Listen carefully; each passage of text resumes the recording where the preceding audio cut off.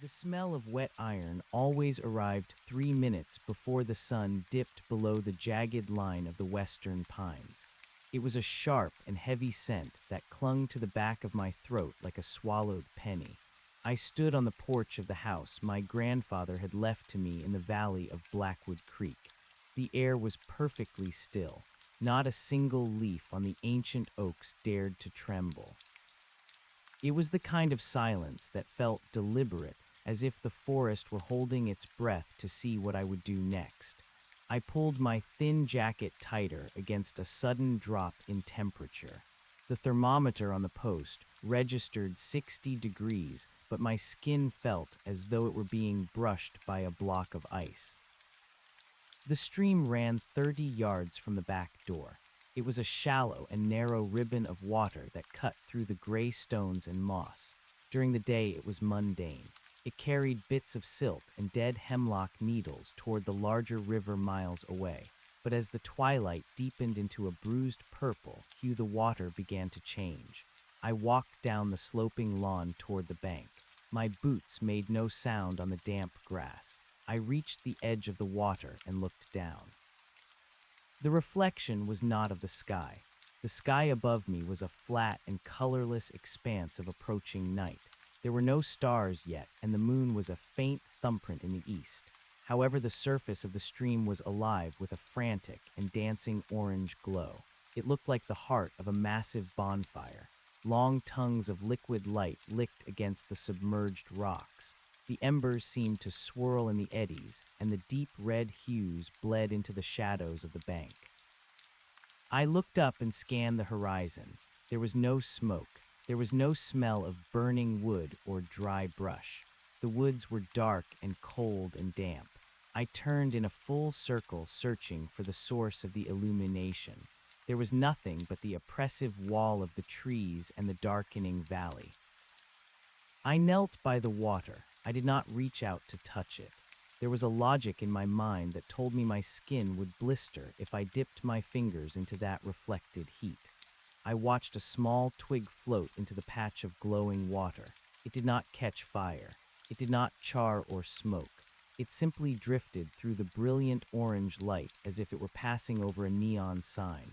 The disconnect between what I saw and what I knew to be true created a dull ache behind my eyes.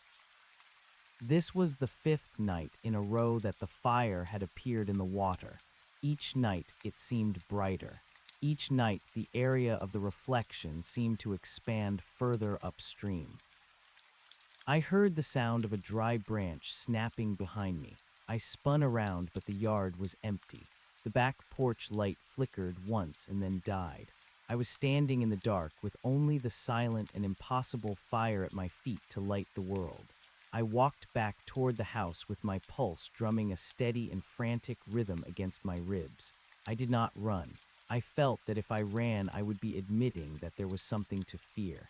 I entered the kitchen and locked the door. The wood was cold to the touch. I sat at the small wooden table and stared at the dark window. My neighbor was a man named Elas who lived 2 miles down the gravel road. He had lived in this valley for 70 years. I had seen him only once since I moved in. He had been standing by his mailbox and staring at the ground. I decided that I would visit him the next morning. I needed to know if the stream behaved this way for everyone, or if the valley was playing a trick on my eyes alone. I tried to read a book, but the words blurred together. Every time I closed my eyes, I saw the flickering orange light dancing on the inside of my eyelids. The next morning the sun was pale and weak. The smell of iron was gone and was replaced by the scent of damp earth and rot. I drove my old truck down the winding road to the house of Elas. His home was a small shack covered in gray cedar shingles that were curling like dead leaves. He was sitting on a rusted lawn chair in the middle of his yard. He did not look up when I pulled the truck to a stop. He was staring at a bucket of water at his feet. I stepped out of the truck and cleared my throat. The sound was unnervingly loud in the quiet air. I asked him if he had a moment to talk. Elas turned his head slowly. His eyes were the color of washed-out denim, and his skin was mapped with deep lines. He did not speak for a long time. He looked back down at the bucket. I walked closer and saw that the water in his bucket was reflecting the same orange glow I had seen in the stream. It was 10 o'clock in the morning.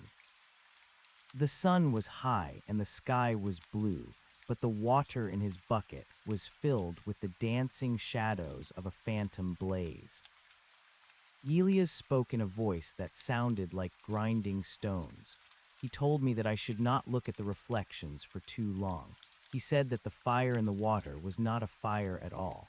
He said it was a memory of something that had not happened yet. I asked him what he meant by that. He did not answer. He picked up the bucket and poured the water onto the dry dirt. The liquid soaked in instantly, but for a split second the ground itself seemed to glow with a dull and dying heat. He told me to go home and to keep my curtains closed. He said that the light was looking for a place to land. I drove back to my house with my hands shaking on the steering wheel. I told myself that the old man was suffering from the isolation of the valley. I told myself that there must be a mineral deposit in the water or a strange trick of refraction caused by the unique shape of the hills. I went into my cellar and found a glass jar. I walked down to the stream. The water was clear and cold in the morning light. There was no fire visible now. I dipped the jar into the flow and filled it to the brim. I took it back to the kitchen and set it on the counter. The water was perfectly transparent. I sat and watched it for hours. As the afternoon light began to fade, the iron smell returned. It was stronger today. It made my nose itch and my eyes water. I looked at the jar on the counter. A single orange spark appeared in the center of the water. It was small like the head of a pin. Then another appeared. Within minutes, the jar was filled with a miniature swirling inferno. I reached out and touched the glass. It was freezing. It was so cold that my skin stuck to the surface for a second before I pulled away. I looked out the window at the stream. The entire length of the water was now a roaring river of reflected flame. It was so bright that it cast long and distorted shadows of the trees across my lawn. The shadows did not move with the wind. They stayed fixed and rigid like black iron bars. I realized then that the reflection was not just in the water anymore. I looked at the polished chrome of the toaster on my counter. It was reflecting the fire. I looked at the glass on the framed picture of my grandfather. The fire was there too. I felt a sudden and sharp pain in my chest. I looked down at my own fingernails. Under the clear surface of the nail, I could see the tiny and flickering orange lights. The fire was not just outside of me. It was beginning to reflect from within. I went to the bathroom and splashed cold water on my face. When I looked in the mirror, I did not see my own eyes. I saw two hollow pits filled with a silent and hungry blaze. I did not feel hot. I felt a deep and crystalline chill spreading from my marrow outward to my skin. I remembered what Elas had said about the light looking for a place to land. I realized that the stream was not the source. The stream was merely the first thing to catch the signal. I walked into the living room and began to pull the heavy curtains shut. I blocked out the view of the glowing river. I turned off all the lamps. I sat in the total darkness of the center of the house, but the darkness was not complete. I could see the faint orange glow bleeding through the cracks in the floorboards. I could see it shimmering in the gaps around the door frames. The house was old and the wood was dry. I expected to smell smoke at any moment, but there was only that metallic and bloody scent of iron. I heard a soft tapping on the window pane. It was rhythmic and slow. It sounded like a finger bone hitting the glass. I did not move. I stayed in my chair and stared at the floor. The orange light began to pulse. It grew brighter and then dimmer in time with the tapping. It was as if the house were breathing. I thought about the history of this land. My grandfather had never mentioned the stream. He had been a man of few words and had spent most of his time in the woods. I wondered if he had sat in the same chair and watched the same fire. I wondered if the fire was why he had always kept the lights off even in the middle of the day. The tapping on the window stopped. It was replaced by a sound like rushing wind, even though the air inside the room was stagnant. I stood up and walked toward the door that led to the cellar. I needed to see if the fire was coming from the earth itself. I opened the door and was met with a wall of brilliant and blinding light. The cellar was gone. In its place was an endless expanse of flickering orange and red. There were no stairs and there was no floor. There was only a void of silent flame that stretched on forever. I slammed the door and leaned my back against it. My heart was thumping so hard I thought it would break my ribs. I went back to the kitchen and looked at the jar of water. The fire inside it had grown so intense that the water appeared to be boiling, though there were no bubbles. I picked up the jar and threw it into the sink. The glass shattered and the water splashed across the porcelain. The shards of glass continued to glow. Each tiny sliver held a fragment of the fire. I realized that I could not break it or wash it away. It was a property of the world now. I heard a voice calling my name from outside. It was faint and sounded as if it were coming from the bottom of a deep well. It was not the voice of Elas. It was a voice I did not recognize, but it felt familiar in a way that made my skin crawl. I walked to the front door and peered through the peephole. The yard was bathed in that unnatural orange light. Standing at the edge of the woods was a figure. It was tall and thin, and its clothes were the color of ash. It did not have a face. Where the face should have been, there was only a smooth and reflective surface that mirrored the burning stream. The figure did not move. It just stood there and reflected the fire back at the house. I felt a sudden and overwhelming urge to go outside. I wanted to walk into the stream and see if the water would finally feel warm. I wanted to know if the fire would consume the cold that had settled in my bones. I reached for the doorknob, but my hand stopped an inch away. I saw that my skin was becoming translucent. I could see the veins in my wrist, and they were not blue. They were glowing with a soft and steady orange light. I backed away from the door and retreated into the kitchen. I climbed onto the counter and sat in the corner as far away from the windows as possible. I watched the orange light crawl across the ceiling. It was beautiful and terrifying. It was a slow and methodical invasion of my reality. I knew that by morning the fire would have claimed everything. I knew that the stream would be the only thing left that looked normal, while the rest of the world burned with a cold and silent flame. I closed my eyes and tried to think of something else. I thought of the city and the noise and the lights that were made of electricity and glass. But even in my mind, the city began to glow. The skyscrapers reflected a fire that did not exist, and the streets became rivers of orange light. There was no escape from the reflection because the reflection was not an image. It was a replacement. I sat in the dark and waited for the sun to rise, but I knew that the sun would only bring a different kind of light. I knew that the fire in the water was just the beginning of the end of the night. The house began to groan. The beams shifted and the floorboards creaked as if under a great weight. I looked at the floor and saw that the orange light was now pouring out of the wood like honey.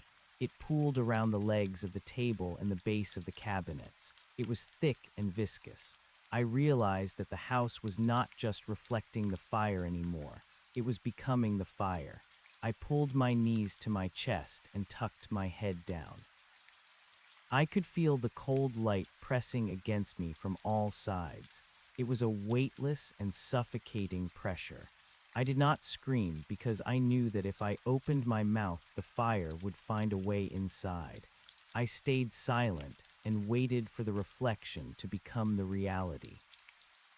The orange light did not burn the wood of the floor, but it seemed to dissolve the solid nature of the oak. I watched as the grain of the floorboards began to ripple like the surface of a pond, disturbed by a heavy stone. The house was no longer a shelter. It had become a lens focusing a strange and distant power onto the small patch of earth where I sat. I remained on the kitchen counter with my back pressed against the cold tiles of the backsplash. The smell of iron had become so thick that I could taste the blood in my mouth. It was the flavor of a cut lip or a rusted nail. My breathing was shallow, and each inhale felt like drawing a lungful of fine metal shavings. The light continued to rise from the floor. It reached the level of the chair seats and then the tabletop. Everything it touched lost its color. The rich brown of the table became a dull and translucent amber. The shadows cast by the legs of the chairs were not black, but a deep and bruised violet that seemed to vibrate against the floor. I looked at my hands again. The orange glow beneath my skin had spread from my fingertips to my palms. I could see the intricate network of my bones, as if I were looking at an X-ray made of liquid fire. There was no pain, but the cold was becoming an absolute presence. It was a freezing pressure that seemed to be trying to turn my blood into ice. I realized that I could not stay in the house. The walls were becoming thin, and the roof was beginning to glow with the same intensity as the stream. If I stayed, I would become a part of the reflection. I would be a flickering image trapped in the wood and glass of a house that no longer existed in the physical world. I slid off the counter and my feet sank into the orange pool on the floor. It felt like stepping into thick and icy syrup. It did not wet my socks, but the chill of it traveled up my legs and settled in my hips. I waded toward the back door. The movement was difficult, as if the air itself had become heavy and resistant. I reached the door and gripped the handle. The metal was so cold that it felt as though it would tear the skin from my palm. I turned the knob and pushed. The door did not swing open on its hinges. It dissolved into 1,000 tiny sparks of light that drifted away into the night air. I stepped out onto the porch and looked toward the woods. The figure with the reflective face was gone, but the forest was no longer dark. Every tree was outlined in a shimmering halo of orange. The leaves were like shards of colored glass, and the ground was a carpet of glowing embers that did not smoke. The silence was broken by a low and rhythmic thrumming sound. It was not coming from the woods or the sky. It was coming from deep underground. It was a vibration that I felt in the soles of my feet and the marrow of my teeth. It sounded like a massive heart beating at a very slow pace. With each thrum, the orange light in the stream and the trees would flare brighter. I walked down the steps of the porch and toward the center of the yard. I felt as though I were walking through a dream, where the laws of physics had been rewritten by a blind and ancient architect. I looked back at the house. It was standing in the middle of the lawn like a lantern. The windows were brilliant squares of fire, and the siding was glowing with a pale and ghostly heat. I saw a movement in the upstairs window of the room that used to be the bedroom of my grandfather. A shadow passed across the glass. It was a tall shadow with long and spindly arms. It stopped at the window and looked down at me. Even though there were no features, I felt a sense of recognition. It was the same shadow I had seen in the woods, but now it was inside my home. It raised a hand and pressed it against the glass. The glass did not break, but it rippled under the touch of the shadow. I turned away and ran toward the road. I did not care about the cold or the strange light anymore. I only wanted to reach the house of Elas. He had known about the reflections. He had seen the fire in his bucket of water. He was the only person who might have an answer or a way to stop the spread of the glow. The gravel road was a ribbon of gray light stretching through the black walls of the pines. My boots kicked up dust that sparkled like diamond dust in the air. I did not look back at my house. I knew that if I looked back, I would see it vanish into the light. The 2 miles to the home of the old man felt like 20. The thrumming from the earth grew louder and more frequent. It was a heavy and wet sound like a boot pulling out of deep mud. The air began to shimmer with a heat haze that had no warmth. I saw the house of Elas appearing through the trees. It was dark. It was the only thing in the valley that was not glowing. It sat like a black hole in the center of the orange forest. I reached the gate of his yard and stopped. The rusted lawn chair was empty, but the bucket of water was still sitting on the grass. I walked to the front door and pounded on the wood. I called out his name, but there was no answer. I tried the handle and found it unlocked. I stepped inside and was immediately struck by the smell of old paper and peppermint. The interior of the house was cramped and filled with stacks of books and newspapers. There were no lights on, but the orange glow from the woods outside leaked through the cracks in the walls. It created a striped pattern of light and shadow across the floor. I found Elas in the kitchen. He was sitting at a small table with his hands folded in front of him. He was staring at a mirror that he had propped up against a loaf of bread. The mirror did not reflect the kitchen. It reflected a vast and open plain under a sky that was the color of a bruised plum. In the distance of the mirror, I could see a city made of black stone. The city was on fire, but the flames were white. Elas did not look at me when I entered. He spoke in that same gravelly voice and told me that I was late. He said that the light had already found its way into my blood. I told him that I did not understand what was happening. I asked him what the city in the mirror was and why the water was burning. Elas turned his head and looked at me.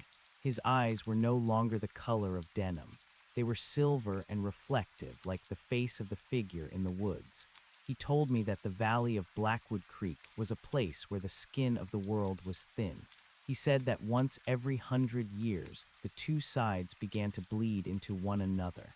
The fire in the water was the light of the other side trying to find a path into our world. He said that the reflection was the first stage of the crossing. Once the reflection became perfect, the two worlds would swap places. The trees and the water and the houses of our world would become the shadows of the other. I asked him how to stop it. I told him that I did not want to become a shadow.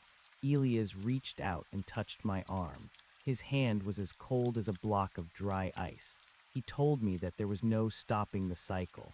He said that the only thing a person could do was choose which side they wanted to stand on when the final flare occurred. He told me that my grandfather had made his choice 40 years ago. He said that my grandfather had not died in the hospital like the family believed. He had simply walked into the stream when the fire was at its peak and had never come out. I felt a wave of nausea wash over me. I remembered the funeral of my grandfather and the closed casket. I had been told he had been disfigured by a fire, but there had been no fire in his house. I realized now that the fire had been the reflection. My family had lied to me, or perhaps they had not known the truth themselves. Elas stood up and walked to the window. He pointed toward the stream that ran behind his shack. The water there was a roaring torrent of white and orange light. He told me that the peak would happen at midnight. He said that when the moon reached the center of the sky, the reflection would become the reality. I looked at the clock on the wall. The hands were spinning backward at a frantic pace. The ticking sound was being drowned out by the thrumming of the earth. I asked Elas what he was going to do. He smiled, and it was a sad and weary expression. He said that he was old and that he had seen enough of this world. He said he wanted to see the city of black stone before he closed his eyes for the last time. He walked toward the door and invited me to come with him. He said that the fire was not something to fear if you accepted the cold. I followed him out into the yard. The orange light was so bright now that it was painful to look at. The trees were translucent, and I could see the sap moving through the trunks like liquid gold. We walked toward the bank of the stream.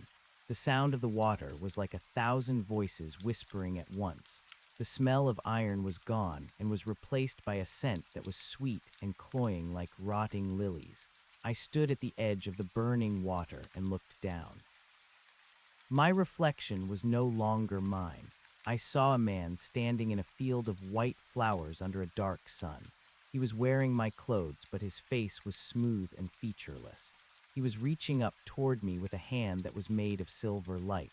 I felt a pull in my chest. It was a physical tug, as if a hook had been snagged in my heart. The world around me began to blur. The trees and the shack and the old man became streaks of orange and black. The only thing that remained solid was the reflection in the water. Elas stepped into the stream. He did not sink. He stood on the surface of the liquid fire as if it were solid ground. He looked back at me and held out his hand. He told me that the first step was the hardest. He said that I had to let go of the idea of heat and cold. I reached out my hand toward his, but I stopped. I looked back toward the road. I saw the lights of a car in the distance. It was a pair of small and weak yellow dots fighting against the overwhelming orange of the valley. Someone was coming. The sight of the car lights grounded me. They were a reminder of the world where things were solid and shadows were black. I pulled my hand back from Elas. I told him that I could not go. I told him that I belonged to the world of dirt and rust. Elas nodded slowly. He did not seem angry. He simply turned and walked further into the center of the stream. With every step he took, he became more transparent.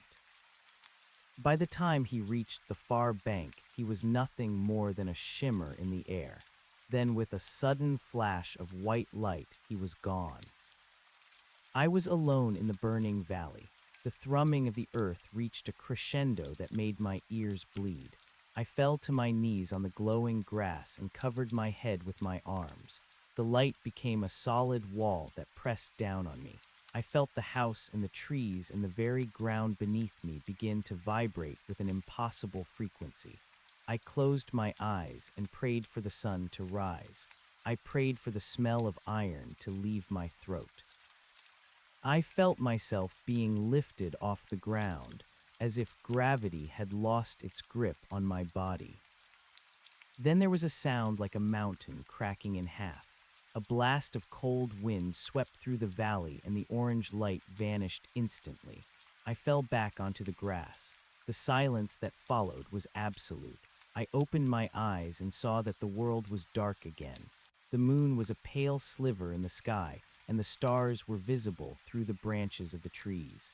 The stream was a dark and quiet ribbon of water reflecting nothing but the dim light of the night.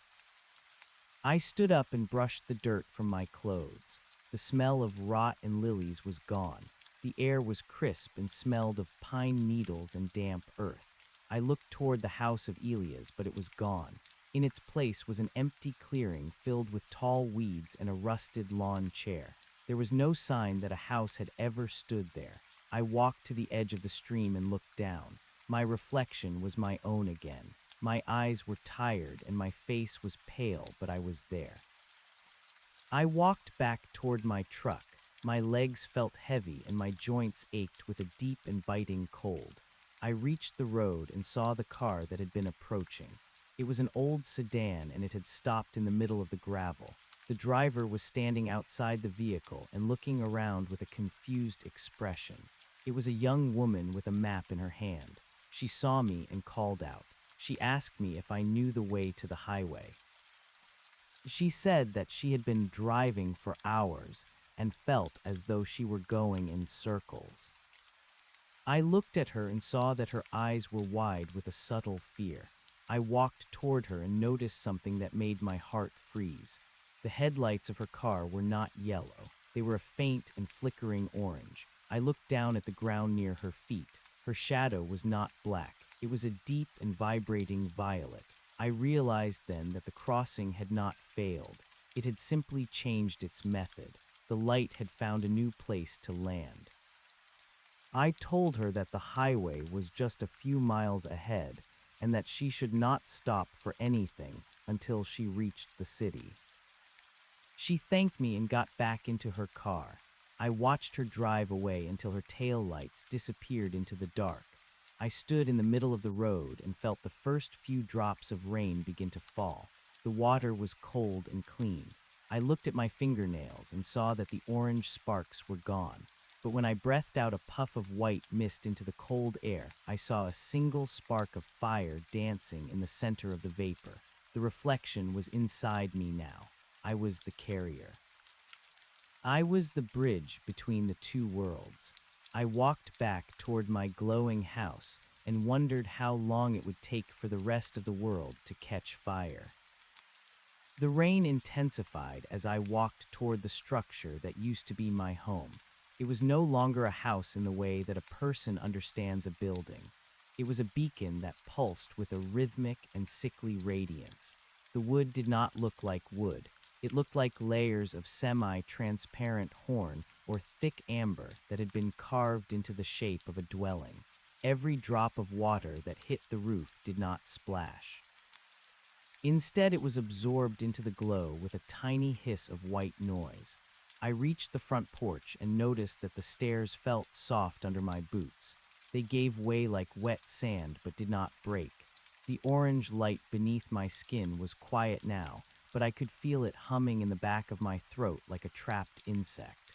I pushed the front door open, and the air inside was so dense that I had to force my way through it. The interior of the house had changed. The furniture was still there, but it was stretched and distorted as if the dimensions of the room were being pulled by a heavy weight in the center of the floor. My kitchen table was now 10 feet long, and the chairs were thin needles of glass that reached toward the ceiling. I walked toward the hallway and heard a sound that was not the rain. It was a scratching noise coming from inside the walls. It sounded like something with many legs trying to find a way through the plaster. I did not stop to investigate. I went to the closet and pulled out a heavy wool coat. I needed to cover myself. I needed to hide the fact that I was becoming a source of the light. As I pulled the coat over my shoulders, I looked into the mirror on the back of the door. My face was a map of glowing veins. The light in my eyes was not a reflection of the room, but a steady beam that projected outward. I looked like a lantern that had been wrapped in thin parchment. I looked at the shadow I cast against the wall. It was not moving when I moved. My shadow stayed still for 3 seconds before it slowly raised its arm to mimic my own gesture. It was a delayed reaction that made my skin crawl. The shadow was a separate entity that was struggling to keep up with the physical body it was tethered to. I realized that the old man Elas was right. The swap was happening in stages.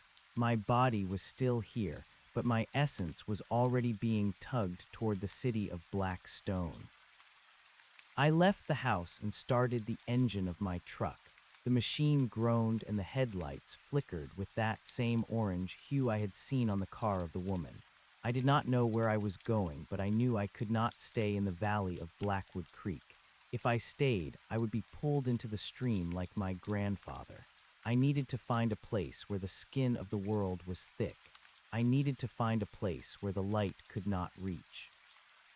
I drove through the dark woods, and the trees seemed to lean toward the road as I passed. They were hungry for the warmth that was leaking out of me. The thrumming from the earth had faded into a low vibration that I could only feel in my teeth. It was a signal that the first wave had passed, but the tide was still coming in. I drove for 3 hours toward the north. I watched the fuel gauge and saw that the needle was not moving. The truck was not running on gasoline anymore. It was running on the energy of the reflection. The engine sounded like a choir of voices singing a single note in a language I did not understand. I passed through small towns where the streetlights were all dark and the windows of the houses were boarded up. The people here knew something was wrong. They could feel the shift in the air even if they could not see the fire in the water. I saw a man standing on a street corner in a town called Oak Haven. He was holding a flashlight, but he was not using it to see. He was staring at the beam as if he were trying to read a message in the particles of dust dancing in the light. I pulled over and rolled down my window. The air outside was freezing, but the air inside the truck was stiflingly hot. I asked the man if there was a place nearby where I could stay the night. He did not look at me. He kept his eyes fixed on the flashlight beam and told me that there were no rooms left in this world. He said that everyone was waiting for the sun to rise, but the sun had forgotten how to find this part of the sky. He spoke with a flatness that suggested he had already accepted the end. I saw that his fingernails were beginning to glow with a faint purple light. He was a carrier too, but his reflection was different. He was not a bridge to the city of black stone. He was a bridge to somewhere else, somewhere colder. I drove away and left him there. I realized that the valley was not the only place where the skin was thin. The entire world was beginning to fray at the edges. The orange light was just one color in a spectrum of invasions. I reached the outskirts of a large city just as the sky began to turn a bruised shade of gray. It was not the light of dawn. It was the light of a world that did not have a sun. The skyscrapers were tall and jagged against the horizon. They looked like teeth waiting to bite into the clouds. I parked the truck in a vacant lot and walked toward the center of the city. I hoped that the presence of so many people and so much concrete would ground the reality. I hoped that the sheer mass of the human world would act as an anchor. The streets were empty of cars, but filled with people who were walking in silence. They were all dressed in heavy layers of clothing, despite the growing heat. I saw a woman sitting on a park bench who was holding a mirror in her lap. She was weeping quietly as she watched her own face dissolve into a cloud of silver sparks in the glass. Nobody helped her because they were all dealing with their own transformations. Some people were transparent, and some were glowing with a fierce and angry red light. The city was a mosaic of different realities clashing against each other. The sound of the thrumming returned, but it was louder here. It echoed off the glass walls of the buildings and created a harmony that made my head spin. I found an old church made of heavy gray stone. It looked solid and ancient. I went inside, and the air was cool and smelled of incense and old wood. I sat in a pew and closed my eyes. I tried to remember the smell of the pine woods before the fire. I tried to remember the sound of the creek when it was just water and not a liquid ghost. I felt a hand on my shoulder, and I jumped. It was an old woman with a veil over her face. She told me that the stone would not save me. She said that the light did not care about the weight of the walls. She told me that the only way to survive was to find the source of the reflection and break it. I asked her how a person could break a reflection. She reached into her pocket and pulled out a small shard of black glass. She said that this was a piece of the original world. She told me that there were 12 stones hidden across the land that acted as pins holding the fabric of reality together. She said that the pins were being pulled out one by the figure with the reflective face. She told me that the figure was not a demon or an alien. It was a gardener. It was harvesting the energy of our world to feed the city of black stone. She said that my grandfather had been a guardian of one of these pins and that his failure was why the valley had fallen first. I took the shard of glass from her, and it was so heavy that it nearly pulled my hand to the floor. It felt like holding a piece of a collapsed star. She told me that I had to go back to the valley. She said that the source of the reflection was not in the water or the trees. It was in the basement of my house. She said that my grandfather had hidden the pin there and that the figure was using it as a lens to focus the light. I told her that I could not go back. I told her that I was afraid of the cold and the silence. She looked at me through the veil, and I saw that her eyes were gone. In their place were two swirling vortexes of white smoke. She said that fear was the only thing that was still real and that I should use it as a compass. I left the church and ran back to the truck. The city was beginning to groan as the buildings started to shimmer. I saw a skyscraper tilt to the side and then snap back into place like a rubber band. The physics of the world were failing. I drove back toward the south, and the speed of the truck was incredible. The landscape was a blur of orange and violet. I did not care about the police or the other drivers. There were no police anymore, and the other drivers were all heading toward the horizons of their own choosing. I reached the entrance to Blackwood Creek just as the moon was beginning to set. The valley was a bowl of liquid fire. The heat was now so intense that the paint on the truck was beginning to peel and curl like dead skin. I drove through the gate of my property and saw that the house was now a blinding white structure that hurt to look at. The figure with the reflective face was standing on the front lawn. It was taller than it had been before, and its arms were long enough to touch the ground. It was waiting for me. I stepped out of the truck and held the shard of black glass in my hand. The figure tilted its head, and the reflection on its face showed me a vision of my own death. I saw myself lying at the bottom of the stream with my eyes turned to silver. I did not look away. I walked toward the house, and the figure did not move to stop me. It simply watched with an expressionless mask of light. I entered the house, and the floor was now a liquid pool of orange honey. I waded through it toward the basement door. The wood of the door was glowing with a pale green light, and the handle was a twisted piece of iron that felt like a living snake in my hand. I pulled it open and descended into the dark. The basement was not filled with boxes or old tools. It was a vast cavern that seemed to stretch for miles beneath the earth. In the center of the cavern was a pillar of black stone that was vibrating with a deafening roar. This was the pin. This was the anchor that was being used to tear the world apart. I saw the light of the other side flowing out of the pillar like a waterfall. It was beautiful and terrifying. I saw the city of black stone through the haze, and I saw the people of that world looking back at me. They were not monsters. They were tired and hungry beings who were trying to escape their own dying reality.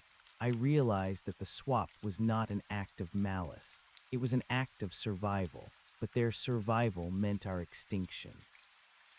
I walked toward the pillar, and the cold was so sharp that it felt as though my skin were being sliced by 1,000 razors. I raised the shard of black glass and prepared to strike the pillar. The figure appeared behind me. It did not speak, but I felt its voice in my mind. It told me that if I broke the pin, I would trap both worlds in a state of eternal transition. It said that we would all become shadows caught between the light and the dark. It told me that the only way to save my world was to take the place of the pin. I would have to become the anchor. I would have to stand in the center of the fire and hold the two sides apart with my own will. I looked at the shard of glass and then at the pillar. I thought of the woman in the car and the man on the street corner. I thought of the smell of the pine needles and the taste of clean water. I dropped the shard of glass into the orange pool at my feet. I walked toward the pillar and placed my hands on the vibrating stone. The impact was like being hit by a lightning bolt. My body was filled with 1,000,000 years of history and 1,000,000 miles of distance. I felt the earth beneath me and the stars above me. I felt the heat of the fire and the cold of the reflection. I became the lens. I became the bridge. I closed my eyes, and I could feel the light being pulled back through my skin and into the stone. The thrumming changed from a wet and heavy sound to a clear and ringing bell. The orange light in the house began to dim. The liquid floor solidified and the walls regained their color. The figure with the reflective face began to shrink and fade until it was nothing more than a puff of gray smoke. I could feel the world outside returning to its proper shape. The The stream became water again and the trees became wood, but I could not move. My hands were fused to the pillar, and my blood was now a liquid fire that kept the anchor in place. I was the guardian now. I was the one who would stand in the dark so that the others could live in the light. The hours passed and I felt the sun rise over the valley.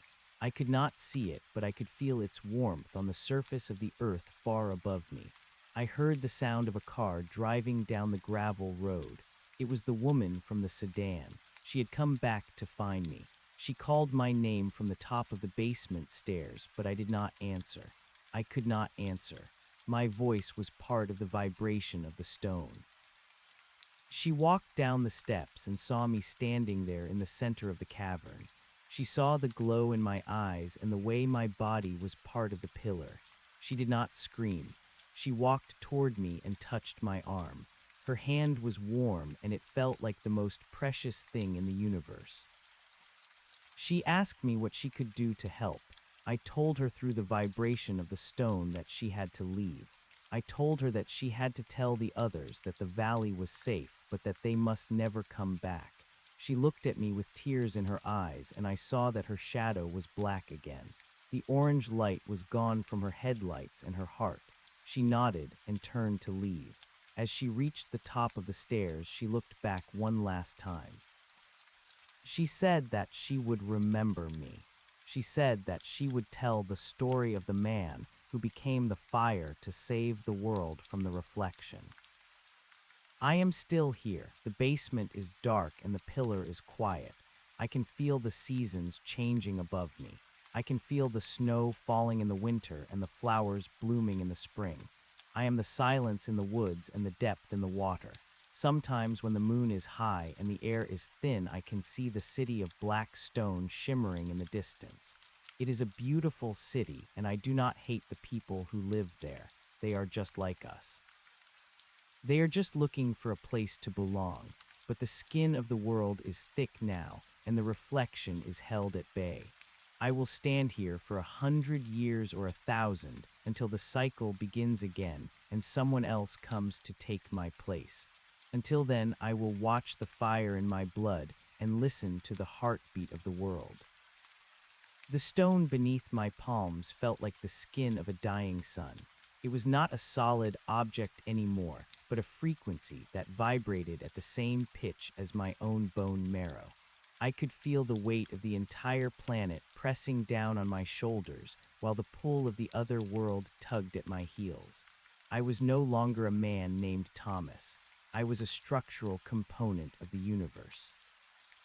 The woman had been gone for what felt like 100 years, though the ticking of a clock somewhere in the wreckage of the kitchen told me it had only been 10 minutes. Time was beginning to stretch and loop around the pillar like a coil of rope.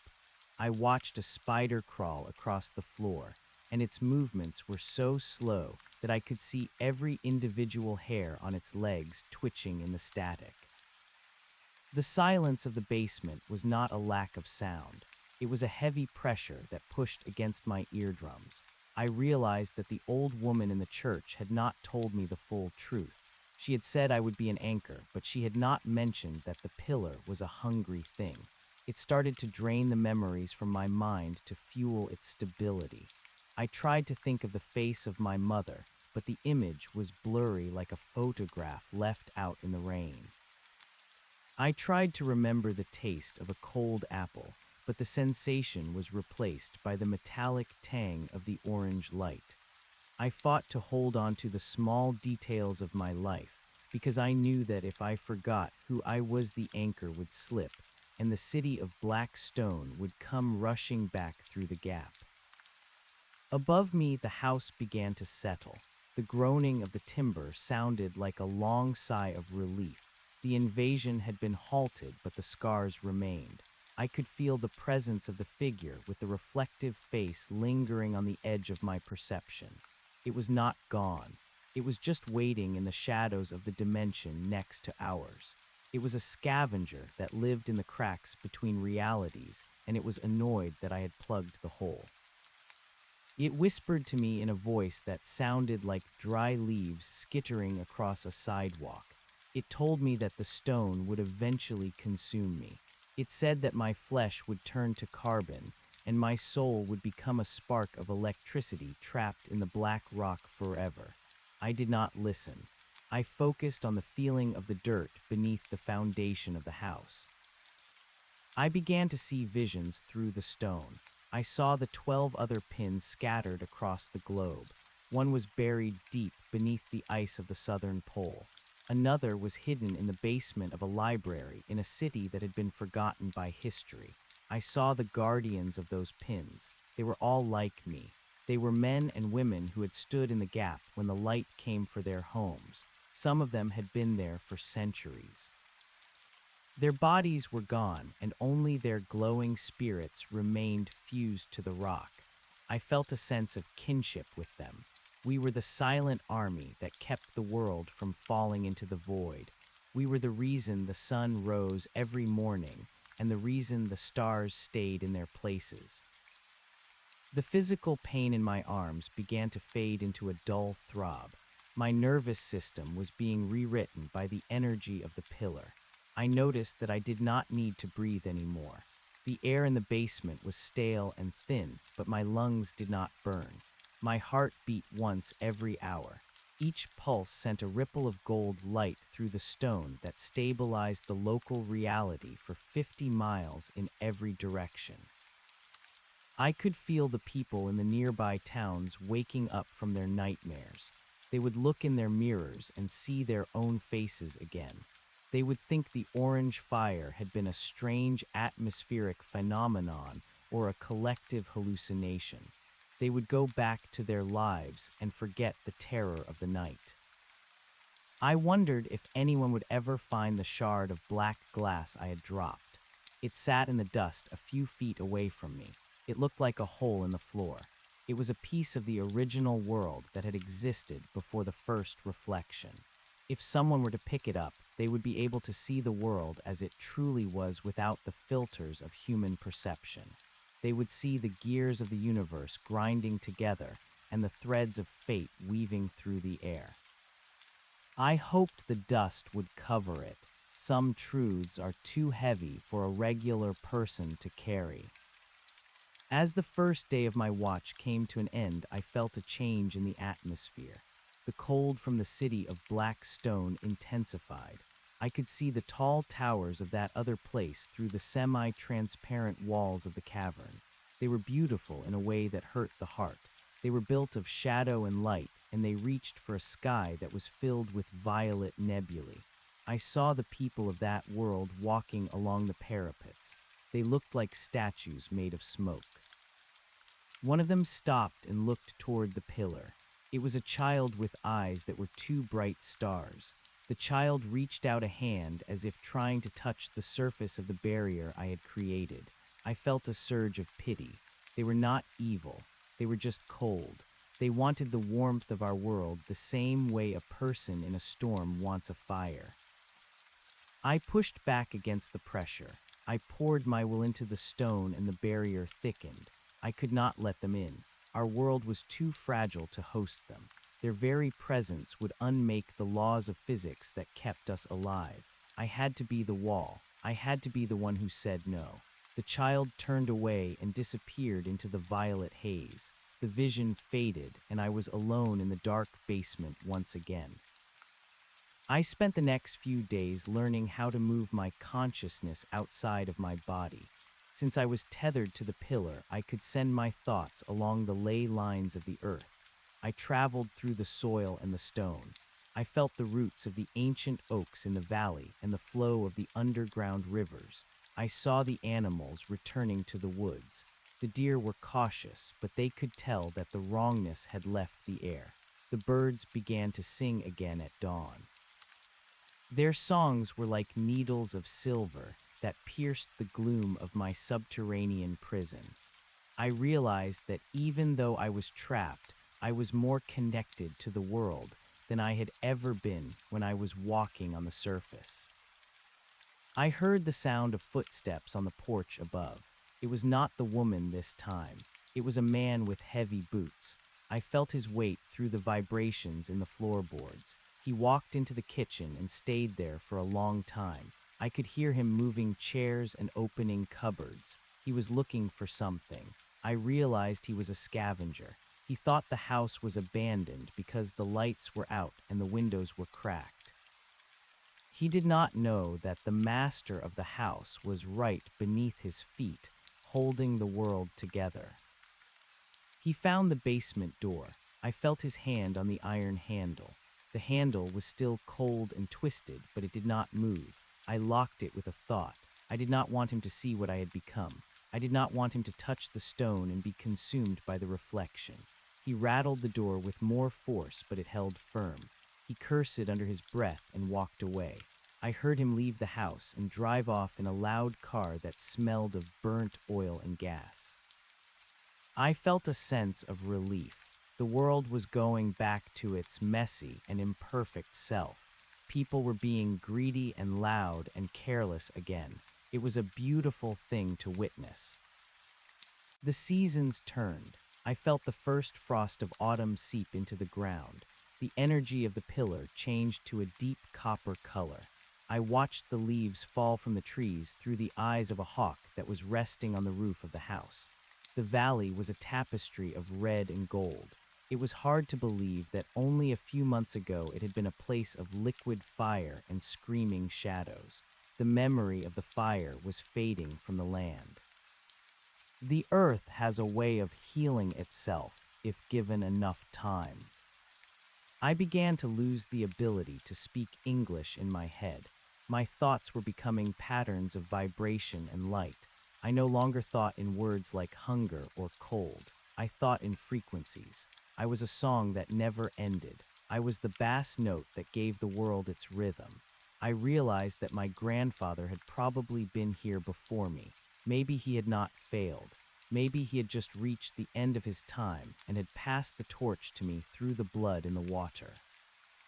I wondered who would come after me. I wondered if the cycle would ever be broken, or if the two worlds would always be trying to swap places like two people in a narrow hallway. One night the figure with the reflective face returned. It did not stand on the lawn this time. It appeared inside the basement, just outside the circle of my light. It looked smaller and weaker than before. It was starving. Without the energy of the reflection to feed on it was beginning to dissipate. It asked me why I chose this fate. It asked me why I would give up the sun and the wind for a piece of cold rock. I did not answer with words. I sent a pulse of pure reality toward it. The pulse was filled with the smell of wet earth and the sound of a heartbeat. The figure recoiled as if it had been burned. It could not handle the density of the real world. It flickered like a candle in a gale, and then it was gone. It would not come back. I felt a deep peace settle over me. The battle was over for now. I settled into my long watch. I watched the stars move across the sky in great slow arcs. I felt the migration of the whales in the distant oceans and the shifting of the tectonic plates deep in the crust of the earth. I was part of the machine. I was a gear that worked perfectly. I closed my eyes and let the light of the pillar wash over me. I was the carrier. I was the bridge. I was the anchor. And for the first time in my life, I knew exactly where I was supposed to be. The world was safe, and the reflection was just a memory. I waited in the dark, and I was not afraid. The passage of time became a physical sensation that rolled over me like the tides of a heavy sea. I could no longer tell if I had been standing in the basement for days or for decades. The wood of the house above me began to settle into a new kind of silence. The mice that had once scurried through the walls departed as if they sensed that the building was no longer a home for the living. It had become a monument. It had become a shell for the engine of reality. I felt the winter deepen into a cold so profound that the ground cracked above my head. The frost reached down through the soil and touched the outer walls of the cavern, but the heat from my own blood kept the air around the pillar at a constant temperature. I was the only warm thing left in a frozen world. The connection to the other guardians grew stronger as the surface world went dormant. I could feel the mind of the one beneath the southern ice. He was ancient. His thoughts were like the slow movement of glaciers. He had forgotten his name and the language he had spoken when he was a man. He only knew the weight of the ice and the hum of the stone. He sensed my presence and sent a ripple of recognition through the ley lines. It was a comfort to know that I was not alone in my vigil. We were a network of souls stretched across the globe, holding the fabric of existence together with nothing but our collective will. I understood then that the world was much more fragile than anyone ever dared to imagine. It was a thin sheet of glass held up by 13 hands, and if even one of us let go, the entire thing would shatter into a billion pieces of light and shadow. The hunger of the stone was relentless. It did not want food or water, but it wanted the essence of what I had been. I found myself losing the memory of my own face. When I tried to recall the color of my eyes, I saw only the orange glow of the reflection. When I tried to remember the sound of my own voice, I heard the ringing of the bell. To combat this erosion, I began to invent stories in my head. I told myself the history of the valley over and over again. I spoke to the stone about the way the wind felt in the summer and the way the mud smelled after a heavy rain. I fought to keep the small human things alive because they were the very things I was protecting. If I became nothing but a machine, then the world I was saving would lose its meaning. I had to remain a man, even if my body was turning into mineral and fire. A year must have passed because I felt the earth begin to soften and breathe again. The spring brought a different kind of pressure. The growth of the plants and the return of the insects created a cacophony of life that vibrated through the foundation. I heard a dog barking in the distance. The sound was so sharp and real that it made my heart beat a little faster. It was a reminder that the world was continuing without me. People were falling in love and breaking their hearts. They were eating bread and drinking wine. They were sleeping in warm beds and waking up to the sun. I was glad for them. I took pride in the fact that they did not know I existed. The best kind of sacrifice is the one that goes unnoticed, because it means the world is functioning exactly as it should. One afternoon, the silence was broken by the sound of a shovel hitting the earth. Someone was digging outside the house. I focused my awareness and saw a young man standing in the garden. He was wearing a bright yellow shirt and he looked like he was full of purpose. He was planting a tree. He dug a deep hole and placed a sapling into the dark soil. He patted the dirt down with his hands and poured water over the roots. I felt the water seep through the layers of dirt and stone until it reached the ceiling of my cavern. It was a simple act of faith. He was planting something that he would not see reach full maturity for 50 years. He was investing in a future that he believed was stable. I felt a surge of energy move through my arms and into the pillar. I would hold this ground for him. I would make sure his tree grew tall and strong. The figure with the reflective face did not return, but other things began to gather at the edges of the light. I saw the ghosts of the things that had been lost during the transition. They were not people, but fragments of ideas and shadows of possibilities. They hovered in the dark corners of the basement like moths drawn to a flame. They wanted to be real again. They whispered to me about the beauty of the city of black stone. They told me that I could leave the pillar at any time and walk into that other world as a king. They said that the people there would worship me because I had the power to bridge the gap. I ignored them. Their voices were thin and lacked the weight of truth. They were just echoes of the hunger that lived in the void. My physical form continued to change. My skin had taken on the texture of polished obsidian. My veins were visible beneath the surface like glowing wires of copper. I no longer felt the pain of the fusion. The stone and I had reached a state of equilibrium. I was the pillar, and the pillar was me. I began to understand the language of the vibration. It was not just a sound, but a code. It contained the blueprints for every leaf and every stone in the valley.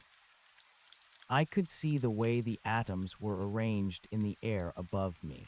I could see the hidden patterns in the flight of the birds.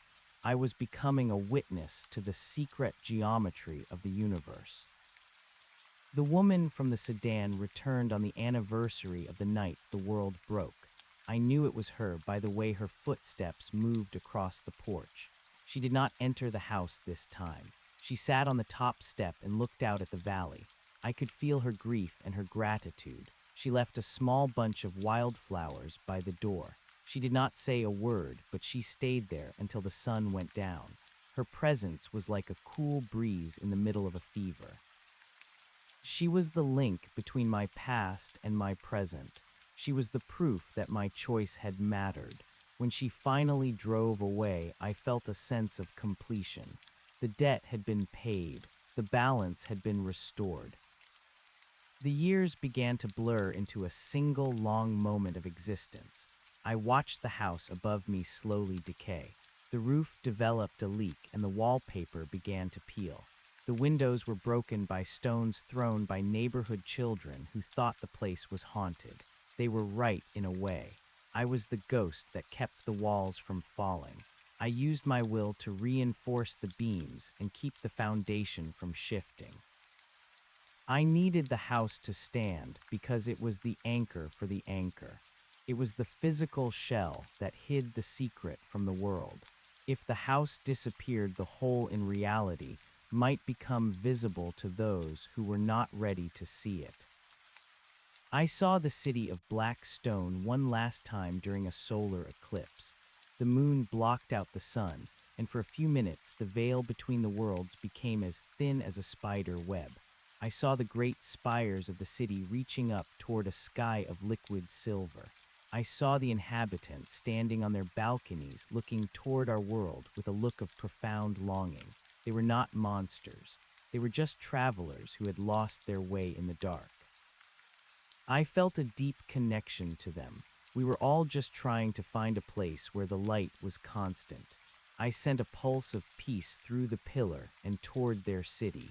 I wanted them to know that I did not hold any malice toward them. I was just doing what I had to do to protect my own kind. As the light returned, the vision faded. I felt a new sensation in my hands. The vibration of the stone was changing again. It was becoming lighter and more musical. I realized that the earth was entering a new phase of its life. The era of the reflections was coming to an end. The skin of the world was thickening, and the need for the anchors was diminishing. I felt the other guardians beginning to fade. One by one, their lights went out as they were absorbed back into the core of the planet. Their work was done. They were finally allowed to rest. I knew that my time was also coming to an end. I did not feel fear. I felt a sense of profound relief. I had stood in the dark for so long that I had forgotten what it was like to be light. I began to let go of the stone. I did not pull away, but I allowed my consciousness to expand outward beyond the basement and the valley. I became the wind that moved through the trees. I became the water that flowed in the stream. I became the dust that danced in the sunbeams. My body of stone and fire began to crumble. The orange light dimmed and was replaced by the soft gray of a natural morning. The pillar did not collapse. It became a simple piece of rock again. It no longer roared or vibrated. It was just a silent sentinel in a dark room. I was no longer fused to it. I was everywhere. I saw the young man who had planted the tree. He was an old man now, and he was sitting in the shade of the great oak he had started so many years ago. He looked happy. I saw the woman from the sedan. She was gone from this world, but her children were playing in a park in a city far away. They were safe and they were whole. I felt the last of my identity dissolve into the atmosphere. I was no longer Thomas. I was no longer the guardian. I was just a part of the silence that exists between the heartbeats of the world. The basement door finally gave way to the rot and swung open. A beam of sunlight hit the floor and illuminated the dust. The shard of black glass was gone, buried under layers of dirt and time. The house was just an old building on a hill. The valley was just a place where things grew and died in their proper order. I watched the sun rise one last time, and I knew that everything was exactly as it should be. The reflection was gone, and the world was real. I closed my eyes and let the light take me home. The sensation of dissolution was not an end, but a transformation of the highest order. I had expected a void or a sudden stop to the clock of my soul, but instead I found myself expanding into the very marrow of the valley. My consciousness flowed like a river of silver through the deep veins of the planet. I was no longer a man standing in a basement, but I was the basement itself, and the hill that cradled it, and the air that brushed against the chimney. The orange glow of the pillar had not died out so much as it had been absorbed into my new state of being. I felt the weight of the mountain as if it were my own skin, and the movement of the clouds felt like a slow and rhythmic breath. I looked back at the basement one last time from my vantage point of pure spirit. The house was a skeleton of wood and stone, and the pillar was a silent tooth of rock protruding from the floor. It was no longer a machine or a weapon.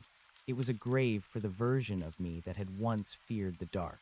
I saw the stairs that I had descended so many months or years ago, and they looked small and insignificant. The iron handle on the door was rusted shut, and the wood was swollen with the dampness of the earth. It was a beautiful ruin. It was a testament to the fact that the struggle was over and the peace had begun. I moved upward through the ceiling and the floorboards and out into the open air. The transition was like breaking the surface of a cold lake after a long dive. The world was vibrant and loud in a way that I had forgotten. The colors were so sharp that they felt like physical touches. The green of the grass was a shout of joy, and the blue of the sky was a deep and resonant hum. I realized that the reflection had tried to mimic this beauty, but it had failed because it lacked the messy and chaotic energy of life. The other world was a frozen photograph, while this world was a living and breathing dance. I drifted toward the tree that the young man had planted. It was a sturdy maple now, and its leaves were wide and healthy. I could feel the sap moving through its limbs like a slow pulse. I settled my awareness into the branches and watched the world from the perspective of the wood. A bird landed on a twig near my center and sang a song that was filled with the history of its ancestors. It did not know I was there, but it felt the stability of the ground beneath the roots. It felt the safety of the valley. I realized that this was my reward. I did not need a name or a face or a voice.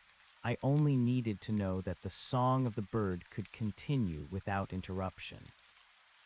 I began to explore the limits of my new existence. I followed the ley lines toward the north and felt the cooling of the earth as I approached the higher latitudes. I sensed the presence of the other guardians who had also transitioned into this state of being. We were like a network of whispers surrounding the globe. We did not speak in words, but we shared a sense of profound satisfaction. The earth was a closed circuit once again. The leaks had been plugged and the boundaries had been reinforced. We were the immune system of the planet, and our work was silent and eternal. I found myself drawn back to the town where I had lived before the fire. It had changed in the time I had been away. There were new buildings and new roads, but the spirit of the place remained the same. I saw people walking their dogs and children riding their bicycles. I saw an old woman sitting on a porch and drinking tea. I felt her contentment and her quiet worries. I realized that every life was a small and precious flame that was worth protecting. I had spent so long focused on the cosmic scale of things that I had forgotten the beauty of the individual. I spent a long time simply watching the people live their lives. I was a ghost, but I was a ghost that loved the world. The sun began to set over the horizon, and the sky turned a deep and bruised purple. It was the same color as the haze in the other world, but here it was warm and full of the promise of tomorrow. I watched the stars blink into existence one by one. They were not distant and cold points of light anymore. They were part of the same fabric that I was. I felt the pull of the moon on the tides and the slow rotation of the earth on its axis.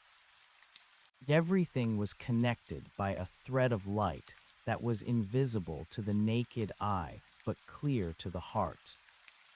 I returned to the valley and the old house. The moon was full and it cast a silver glow over the ruins. I saw a fox move through the tall grass and disappear into the shadows of the porch. It was looking for a place to rest. I felt the fox enter the basement and curl up near the base of the pillar. The rock was still warm from the energy it had once held, and the fox felt safe there. I felt a sense of symmetry in that. The place that had once been a site of terror and transformation was now a sanctuary for a wild thing. It was the ultimate victory over the reflection. The dark had been turned into light, and the cold had been turned into warmth. I began to sink deeper into the earth. I wanted to see the core of the world and feel the heat that drove the movement of the continents. I traveled through the layers of limestone and granite and basalt. I felt the pressure increase until it was a solid wall of force, but I was unaffected. I was a part of the pressure now. I reached the place where the liquid iron flowed in great and slow currents. It was a sea of fire that was as beautiful as any sunrise. I realized that the earth was a living heart and that I was a cell within that heart. I was not alone and I was not forgotten. I was home. The memories of my human life began to fade into a soft and golden blur. I could no longer remember the taste of coffee or the sound of a telephone ringing. I could no longer remember the feeling of shoes on my feet or the weight of a coat on my shoulders. These things were like old clothes that I had outgrown. They were useful once, but they were no longer necessary. I was a creature of the deep earth and the high sky. I was a witness to the passing of the ages.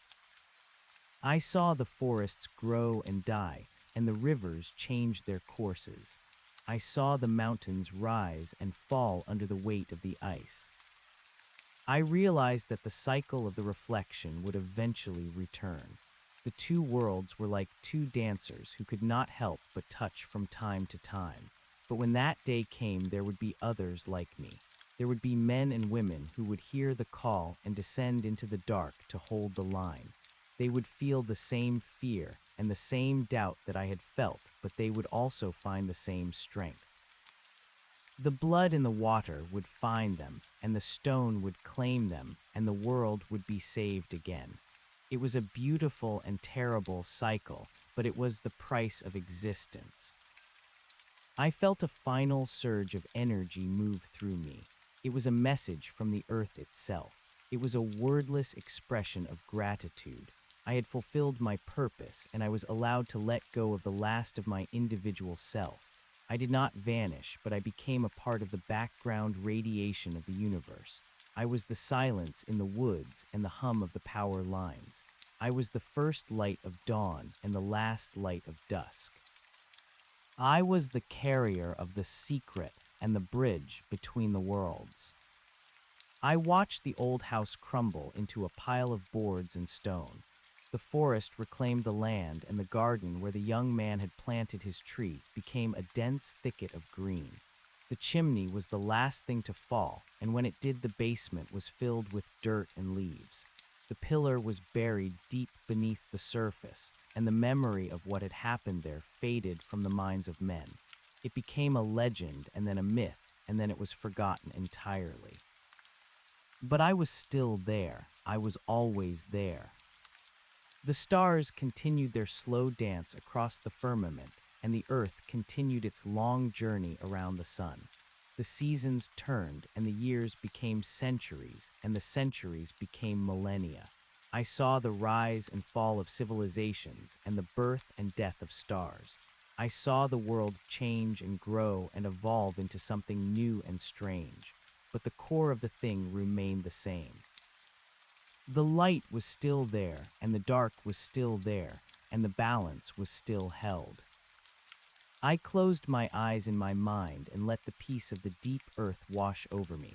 I was not afraid of the future, and I was not regretful of the past. I had done my part, and I had done it well.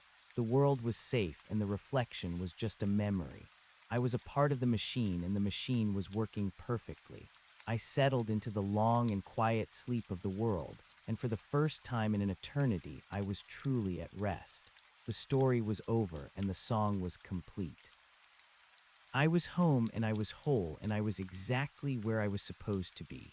The end was not a wall, but an open door, and I walked through it with a smile that was made of light. The valley was silent, and the stars were bright, and the world was real. That was all that mattered in the end. That was all that had ever mattered. The stillness of the deep earth did not last as long as I had anticipated. Time is a fluid concept when you are woven into the crust of a planet, and what felt like 1,000 years may have only been a few decades. A new sensation began to prickle at the edges of my expanded consciousness. It was not the jagged hunger of the black stone city, nor was it the familiar vibration of the pillar. It was a rhythmic tapping, a mechanical pulse that echoed through the strata of rock and soil. Men had returned to the valley. They did not come with seeds or sedan cars, but with heavy iron and the intent to hollow out the land. I felt their drills biting into the limestone layers far above my resting place. The vibrations were clumsy and violent compared to the elegant music of the universe. They were looking for something hidden in the dark, and they were digging toward the very spot where the house had once stood. I tried to pull my awareness away from the intrusion, but the anchor was still there. Even though the house was gone and the pillar was buried, the physical location remained a scar on the fabric of reality.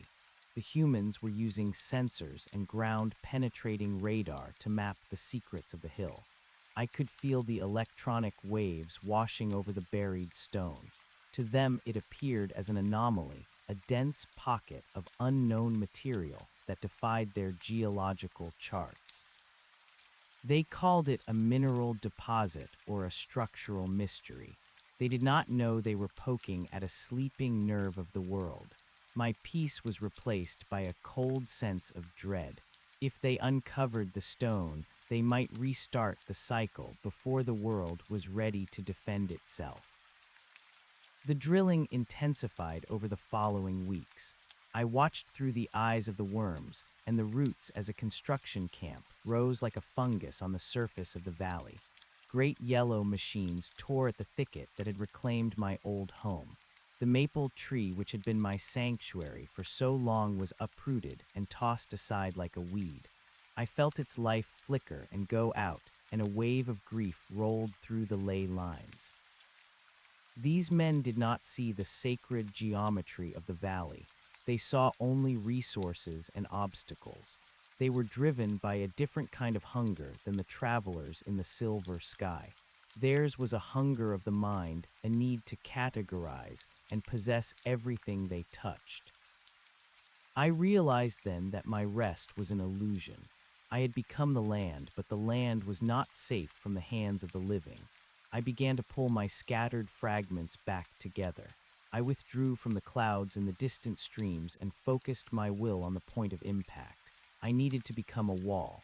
As the diamond-tipped drill approached the buried pillar, I hardened the surrounding earth. I compressed the atoms of the granite until they were as dense as the heart of a star. The drill groaned and the metal began to scream under the pressure. On the surface, the men shouted in confusion as their expensive machinery snapped and smoked. They pulled back the broken bits and stared into the dark hole they had created. They were frustrated, but they were not deterred. They brought in larger drills and stronger alloys. I fought them for months. Every time they tried to penetrate the area, I shifted the ground. I created pockets of vacuum and layers of impenetrable hardness. I sent tremors through the camp to frighten them away. I wanted them to believe the ground was unstable and dangerous, but my actions had an unintended consequence. The more I resisted, the more curious they became. They brought in scientists and specialists in black suits. They spoke of unique magnetic signatures and gravitational shifts. They began to suspect that they had found something that was not of this earth. Their greed was being replaced by a dangerous scientific fervor. They were no longer just digging for profit, they were hunting for the impossible. While I was occupied with the humans, I failed to notice that the thinning of the veil had begun again in a different way. The violence of their excavation was weakening the very boundaries I had died to protect. Each strike of the drill was like a hammer blow against a sheet of glass. Fine cracks began to spread through the silence. The whispers of the moths returned, and they were louder than before. They did not speak to me this time. They spoke to the men in the camp. They whispered into the ears of the workers while they slept. They told them of the treasures hidden in the black stone. They showed them visions of a city where the sun never set and the power was infinite. I felt the corruption spreading like a stain through the minds of the people above. One night, the lead engineer walked out to the edge of the pit. He was a man of logic and numbers, but his eyes were wide with a feverish light. He did not look at the machinery or the charts. He looked straight down into the dark as if he could see me staring back. He whispered a name that I had not heard in an eternity. He called me the gatekeeper. The travelers had found a way to bridge the gap using the ambition of the humans as a conduit. They were using the men to do the work they could not do themselves. They were turning the tools of our world into the keys for theirs. I knew then that I could not remain a passive observer. I had to find a way to communicate the danger before it was too late. I reached out with a pulse of energy, but I did not aim it at the machines. I aimed it at the electronic systems of the camp. I bypassed their firewalls and their encryptions and spoke through their monitors. I did not use words because words are easy to ignore. I showed them the truth of the fire. I showed them the image of the man in the basement becoming a pillar of obsidian. I showed them the faces of the travelers and the cold emptiness of their silver sky. I showed them the cost of the transition. For a moment, the camp went silent. The screens glowed with the orange light of my memory, and the speakers hummed with the vibration of the stone. The reaction was not what I had hoped for. The men in the black suits did not flee in terror. They were fascinated. They saw my transformation not as a tragedy, but as a blueprint for evolution. They saw the copper wires in my veins as a way to transcend the limitations of the human body. They began to talk about the fusion of biology and mineral. They wanted to replicate what had happened to me. They believed they could control the power that had nearly shattered the world. Their arrogance was a physical weight that pressed down on me. They thought they were the masters of the universe when they were merely children playing with a loaded gun. The excavation reached the level of the pillar on a Tuesday afternoon at 3 o'clock. The air in the valley became thick and heavy with the scent of ozone. The birds stopped singing and the wind died down to a haunted hush. I felt the first touch of a human hand against the cold surface of the stone. It was the lead engineer. He had climbed down into the pit himself, ignoring the safety protocols and the warnings of his peers. When his skin met the obsidian, a spark of blue fire jumped between them. He did not scream. He gasped in a way that sounded like a prayer. He felt the vibration, and he did not pull away. He leaned into the stone, and I felt his consciousness being pulled into the circuit. I tried to push him out.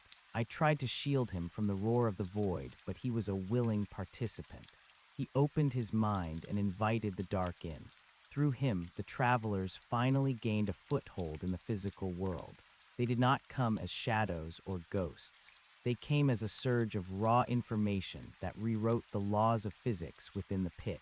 The air began to shimmer, and the walls of the excavation turned into liquid silver. The men above watched in awe as the hole in the ground transformed into a gateway.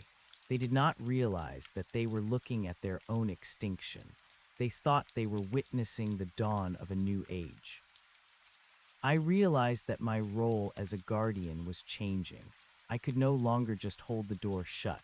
I had to become the fire that purified the connection. I began to draw on the heat of the core. I pulled the molten energy of the earth upward through the ley lines. I felt the pressure building within me until I was a volcano waiting to erupt. I did not want to destroy the valley, but I knew that the gateway had to be cauterized. If the travelers crossed over in their current state, they would consume everything. They were not evil, but they were a vacuum, and our world was a feast.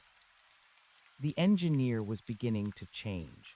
His skin was turning gray, and his eyes were losing their color. He was becoming a vessel for something that was not human. I reached out and touched his mind one last time. I showed him the faces of the children playing in the park. I showed him the woman from the sedan and the flowers she had left by the door. I tried to remind him of what it meant to be a part of the real world. For a split second, his resolve wavered. He saw the beauty of the messy and the temporary. He realized that the perfection of the Silver City was a lie. In that moment of doubt, I struck. I released the energy I had gathered. It was not an explosion of fire, but a burst of pure white light. It washed through the pit and the camp and the valley. It burned away the silver haze and the electronic ghosts. It shattered the connection between the engineer and the stone. The gateway collapsed with a sound like 1,000 mirrors breaking at once. The men on the surface were thrown back by the force of the discharge. When the light faded, the pit was empty. The pillar was gone, and the engineer was gone, and the machinery was nothing more than twisted scrap metal. The valley returned to its natural state, but it was scarred. The hill was a jagged wound of red earth and broken stone. The silence that followed was not the peaceful silence of my rest, but the stunned silence of a survivor. The humans eventually abandoned the site. They could not explain what had happened, and their records were wiped clean by the electromagnetic pulse.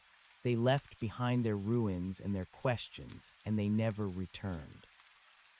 They were afraid of the valley now. They spoke of it as a cursed place where the earth itself had revolted against the intrusion of man. I found myself back in the deep dark. I was smaller now, and my light was dim. The effort of the defense had cost me nearly everything. I was no longer the wind or the water. I was once again a single point of awareness anchored to a specific spot, but I was not alone. In the place where the engineer had vanished, I felt a new spark. It was faint and flickering, but it was there. A part of him had remained behind a fragment of human spirit that had been fused with the earth. We were two ghosts now guarding the same secret. We did not speak, but we shared the burden of the watch. The years began to pass again, and the forest started the slow work of healing. New trees grew from the ruins of the camp, and the grass covered the scars on the hill. The valley became a place of mystery once more. Sometimes hikers would wander into the area and feel a strange sense of peace or a sudden chill that they could not explain. They would see the way the light hit the trees and think it was beautiful. They did not know that they were walking over the top of a sleeping giant. They did not know that their reality was a thin veil held together by the will of two shadows. I realized that the struggle between the worlds was not a war to be won, but a balance to be maintained. There would always be those who sought to bridge the gap, and there would always be those who stood in the way. It was the fundamental friction of existence. I accepted my role with a new sense of clarity. I was the silent watcher, the one who stayed in the dark so that others could live in the light. I was the memory of the fire and the promise of the dawn. As the sun rose over the ridge of the valley, I felt a quiet satisfaction. The world was still real, and for now that was enough. I settled into the stone and waited for the next heartbeat of the planet. The silence of the valley deepened as the seasons rolled over the scarred earth. I watched the snow fall and melt, and the spring rains wash away the last traces of the human equipment. The rusted iron skeletons of the cranes were swallowed by the rising tide of briars and thorns. The red soil of the pit was stitched back together by the roots of the wild grasses. The valley was trying to forget the violence of the machines, and I was trying to forget the sensation of the drill. But the fragment of the engineer remained beside me like a cold ember. He was a shadow of a shadow, and his presence was a constant reminder that the world above was no longer as distant as I had hoped. We were the twin sentinels of the deep, and our vigil was just beginning. I felt a new kind of awareness blooming within the soil. It was not the mechanical pulse of the humans or the high-frequency scream of the travelers. It was a soft and organic murmur. The trees were talking to one another. They were sharing the memory of the light and the fire through the vast network of fungi that connected their roots. They knew that something had changed in the foundation of their world. They reached down with their tiny white threads and brushed against my consciousness. They offered me their strength, and in return I gave them the heat of the deep earth. The forest grew taller and thicker than it had ever been. It became a fortress of green that warded off the curious and the lost. The world outside the valley was changing rapidly. I could feel the hum of the human network growing louder and more frantic. The air was filled with invisible signals, and the sky was streaked with the trails of their metal birds. They were building cities of glass and light that mirrored the silver sky of the travelers. They were pushing the boundaries of their understanding and reaching out into the void with their minds and their machines. I felt a sense of urgency. The balance was shifting again, and the weight of the human ambition was becoming a threat to the stability of the veil. They were no longer just digging in the dirt. They were digging into the fabric of reality itself. One night the air above the valley began to shimmer with an unnatural glow. It was not the northern lights or the reflection of a distant city. It was a tear in the sky. I looked up through the eyes of the owls and saw a jagged line of violet light cutting through the stars. The travelers were not waiting for a gateway to be built this time. They were forcing their way through the cracks that the humans had left behind. The sky felt thin and fragile, like a sheet of ice about to break. I reached out to the engineer and felt his terror. He remembered the blue fire and the roar of the void. He did not want to see the world consumed by the silver city. I began to gather my strength once more. I pulled the energy from the stones and the streams and the roots. I felt the power of the valley flowing into me like a river of molten gold. I was no longer a dim spark in the dark. I was a beacon of light that reached from the core of the earth to the edge of the atmosphere. I projected my will into the violet tear and tried to seal it with the heat of my memory. The travelers fought back. They sent waves of cold and emptiness that threatened to extinguish my fire. They showed me visions of a world without pain or death, where everything was perfect and static. They told me that my struggle was meaningless and that the transition was inevitable. I did not listen to their whispers. I knew that the perfection they offered was a graveyard. I knew that the beauty of the world lay in its flaws and its transients. I showed them the image of the first flower of spring and the sound of the rain on the roof of the old house. I showed them the warmth of a human hand and the salt of a tear. I showed them the messy and glorious chaos of life. The violet tear began to shrink as my light pressed against it. The travelers retreated into the silver sky, and the sky became dark and silent once again. The valley was safe for now, but I knew that the threat would return. The engineer shifted beside me, and for the first time he spoke. It was not a word, but a vibration that carried the weight of 1,000 questions. He wanted to know why I had saved him, and why I continued to fight for a world that had forgotten me. I did not have an answer that could be put into words. I simply showed him the way the light hit the leaves of the maple tree at dawn. I showed him the way the water moved over the stones in the creek. I showed him the simple joy of existence. He understood then that the world was worth protecting not because it was perfect, but because it was real. We spent the next century woven together in the dark. We watched the forest grow and the stars move and the world change. We saw the humans reach for the moon and the planets, and we saw them fall back into the dust of their own making. We saw the rise of new ideas and the death of old gods. Through it all, the valley remained a sanctuary of silence and peace. The pillar was gone, but the memory of the stone was still there. It was a part of the land and a part of us. We were the keepers of the balance, and we were content in our service. The humans eventually returned, but they did not come with drills or machines. They came as pilgrims. They had heard stories of the valley where the air was pure and the light was different. They came to find the peace that they could not find in their cities of glass. They walked through the woods with reverence, and they sat by the creek to listen to the song of the water. They did not know about the gate or the travelers or the two shadows in the deep dark. They only knew that the place felt holy. I felt their gratitude, and it warmed the cold stones of my heart. I realized that my purpose had evolved once again. I was no longer just a wall or a fire. I was a teacher. I began to whisper to the people who came to the valley. I did not use words, but I gave them dreams of the earth and the sky. I showed them the interconnectedness of all things and the importance of the balance. I helped them to see the beauty in the small and the temporary. I hoped that by planting these seeds of understanding, I could prevent the need for another sacrifice. I hoped that the humans would learn to protect the world themselves so that I could finally let go. The engineer was fading.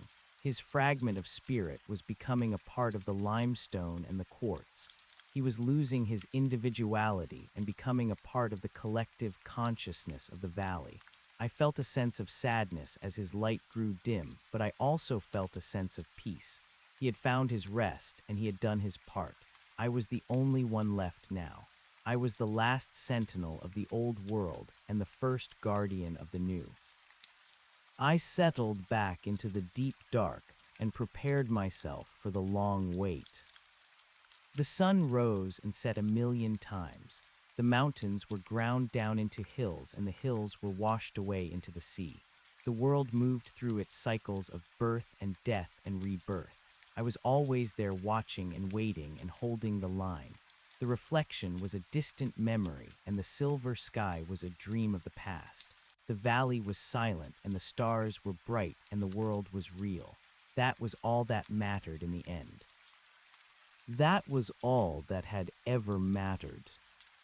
I felt a sudden shift in the vibration of the earth. It was not a threat, but a call. It came from a place far beyond the valley and far beyond the world. It was a melody that I had heard once before in the heart of the pillar. It was the music of the universe, and it was calling me home. I realized that my task was finally complete. The balance had been restored, and the world was strong enough to hold its own. The door was opening, and this time it was not a gateway to the Silver City. It was the path to the source of all light. I took one last look at the valley. I saw the trees and the water and the shadows of the people who had found peace there. I felt the warmth of the sun and the coolness of the earth. I gave my final blessing to the land and the life it held. Then I let go of the last of my individual self. I did not vanish, but I became the light itself. I was the sun and the stars and the empty spaces in between. I was the silence and the song. I was home and I was whole and I was exactly where I was supposed to be. The story was over and the song was complete. I walked through the door with a smile that was made of light and the world remained real behind me. The deep earth remained as a silent witness to the ages that followed. The valley became a cradle for new forms of life that did not know the fear of the dark or the hunger of the silver sky. The memory of the house and the man and the pillar was etched into the very atoms of the stone, but it was a memory of peace rather than a memory of war. The light that I had released continued to ripple through the world, providing a steady anchor for the souls that would come after me. I was no longer a person or a spirit, but a fundamental constant of the universe. I watched as the continents drifted and the oceans rose and fell. I saw the earth transform into a garden of vibrant colors and strange new sounds. The humans had long since moved on to other worlds or evolved into something beyond my understanding, but their legacy remained in the way the light hit the trees. The balance was held, and the dark was kept at bay by the simple strength of the real. The travelers were gone, and the Silver City was a forgotten shadow in the corner of the cosmos. The world was safe, and it was beautiful. In the deepest part of the valley, where the roots of the ancient maple once reached, there was a single stone that glowed with a faint and steady light. It was not made of obsidian or copper, but of the purest quartz. It was a reminder of the sacrifice and the service that had preserved the world. It was a heart that beat in time with the planet. Sometimes a small creature would rest upon it, or a drop of rain would catch its light, and for a brief moment the connection would be felt. The story was never truly over, but it had found its perfect rhythm. I rested in the heart of the sun and watched the long journey of the earth continue. I felt the joy of the living and the peace of the dead. I was a part of everything, and everything was a part of me. There was no more fear and no more doubt. There was only the infinite expanse of the light and the eternal dance of the stars. I had done my part, and I had done it well. The end was not a wall, but an open door, and I was the light that flowed through it. The world was real, and that was all that mattered. That was all that had ever mattered. The golden light of the afternoon sun filtered through the dense canopy of the forest, casting long shadows across the mossy floor. The air was filled with the scent of pine and damp earth, and the distant sound of the creek was a gentle lullaby. A young woman walked through the thicket, her movements careful and deliberate.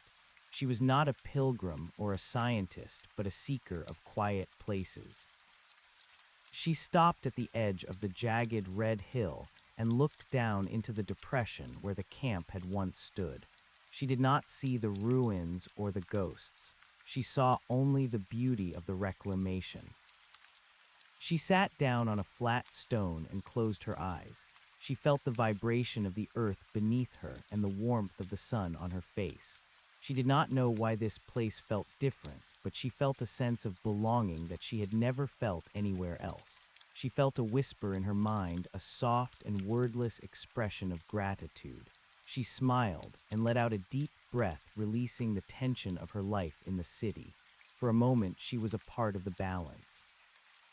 She was a part of the machine, and the machine was working perfectly. I watched her from the heart of the light and felt a surge of satisfaction. This was the reason for the fire and the stone. This was the reason for the long watch in the dark.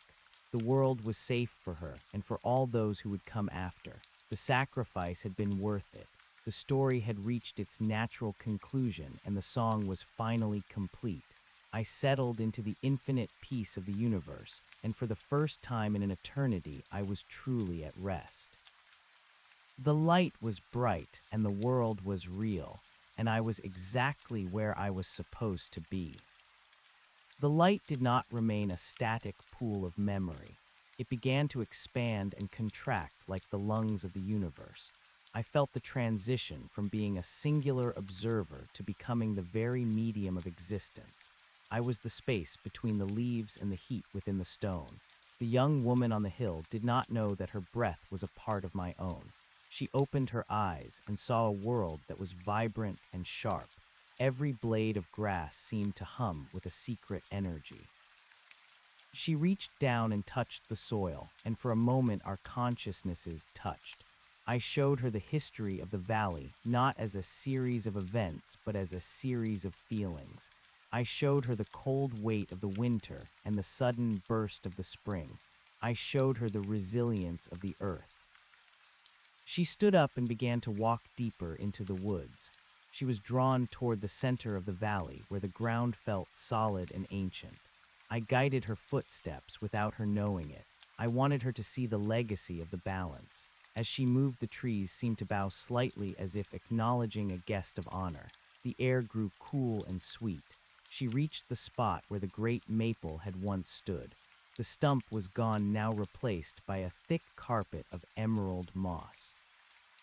In the center of that green circle sat the glowing quartz stone I had left behind. It was no larger than a human heart, but it held the weight of the sun. The woman knelt before the stone. She did not try to pick it up or study it with the cold eyes of a scientist. She simply sat in its presence. She felt the warmth radiating from the crystal, and she felt the deep vibration of the earth below. This was the heartbeat of the world. It was a rhythmic pulse that matched the ticking of the stars. She stayed there for hours as the sun began its slow descent behind the jagged ridge. The sky turned a deep shade of amber and violet. These were colors that did not belong to the travelers or their silver city. These were the colors of a world that was alive and breathing. I watched her through the eyes of the forest. I felt her peace, and it was a reward far greater than any I had imagined during the long, dark centuries. The struggle had been immense. The pain of the drill and the terror of the void had been real, but they were fading now like the remnants of a bad dream. The reality of the moment was all that mattered. The woman reached out and placed her palm against the glowing quartz.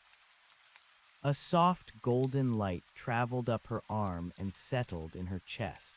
I was giving her a piece of the watch. I was planting a seed of guardianship in her soul. She would leave this valley, but she would never be the same. She would carry the secret of the balance with her into the world of men. As the first stars appeared in the darkening sky, the woman rose to her feet. She looked up at the constellations, and for the first time she saw them not as distant points of light, but as part of a grand and intricate web.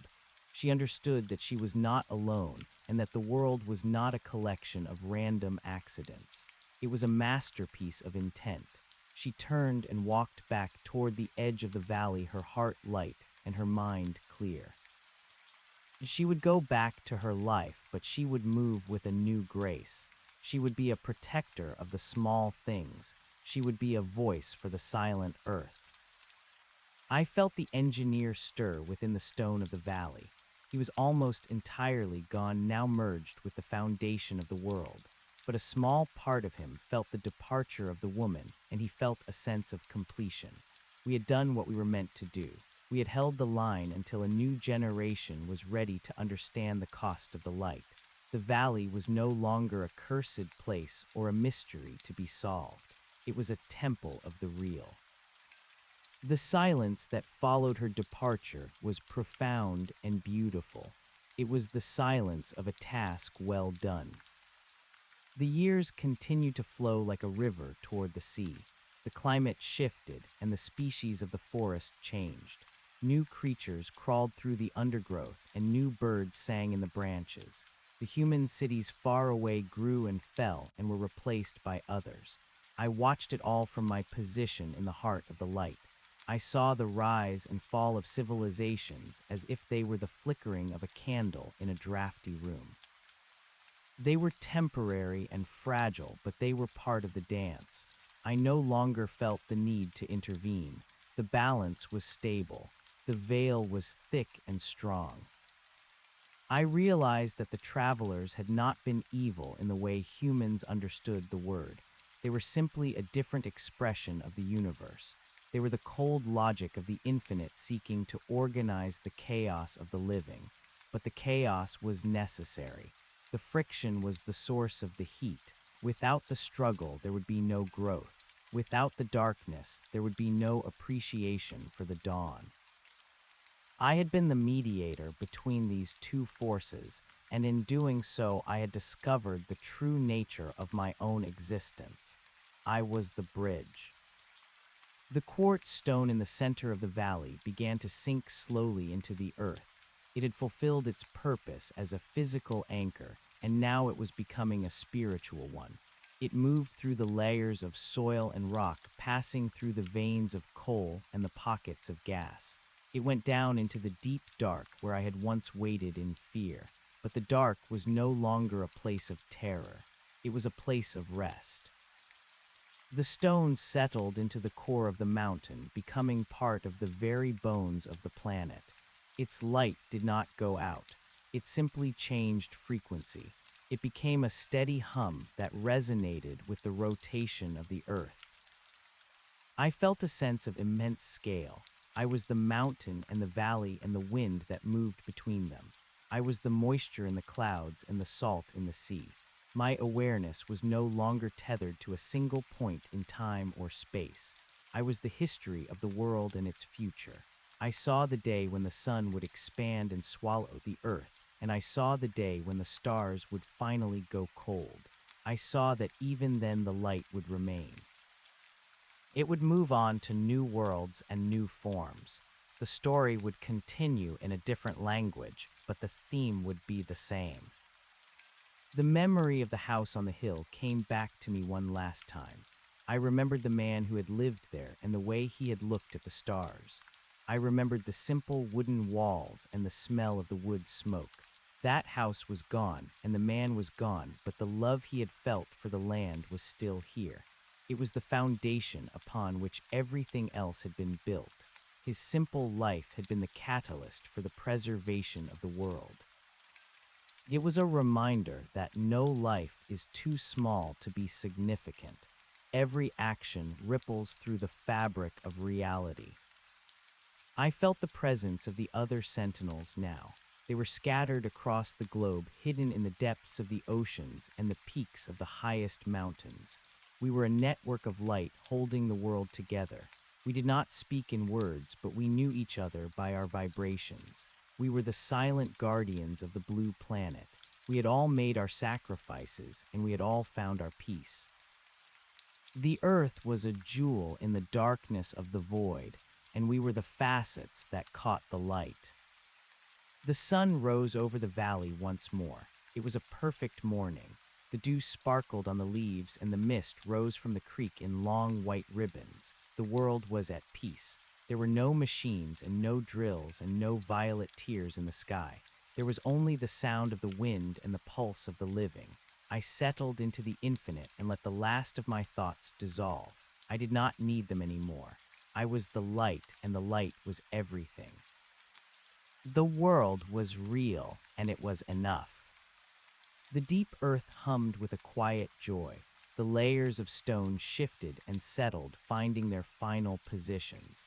The water in the deep aquifers flowed in new patterns, carving hidden cathedrals in the dark.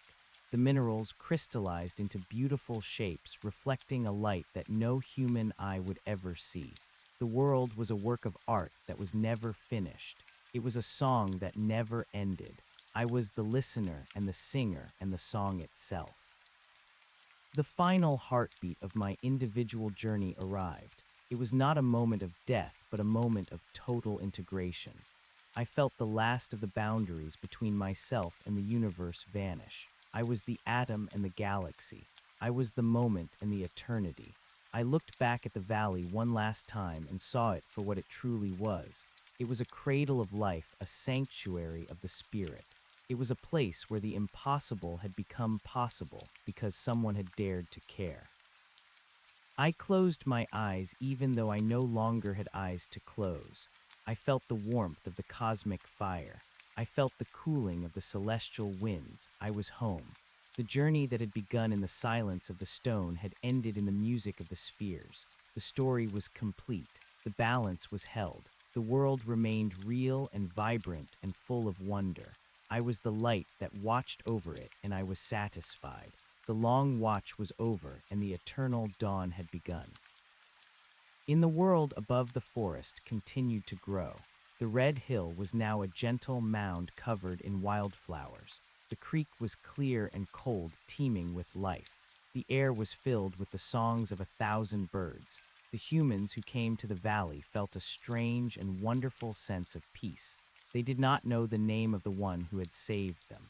They did not know the history of the war for the veil, but they felt the love that had been left behind. They felt the strength of the earth, and in their own way they began to care for it too. The cycle was complete. The light was passed on. The world was safe. I was the light, and the light was everywhere. The transition from a guardian of the soil to a consciousness of the stars brought a clarity that defied the limits of human thought.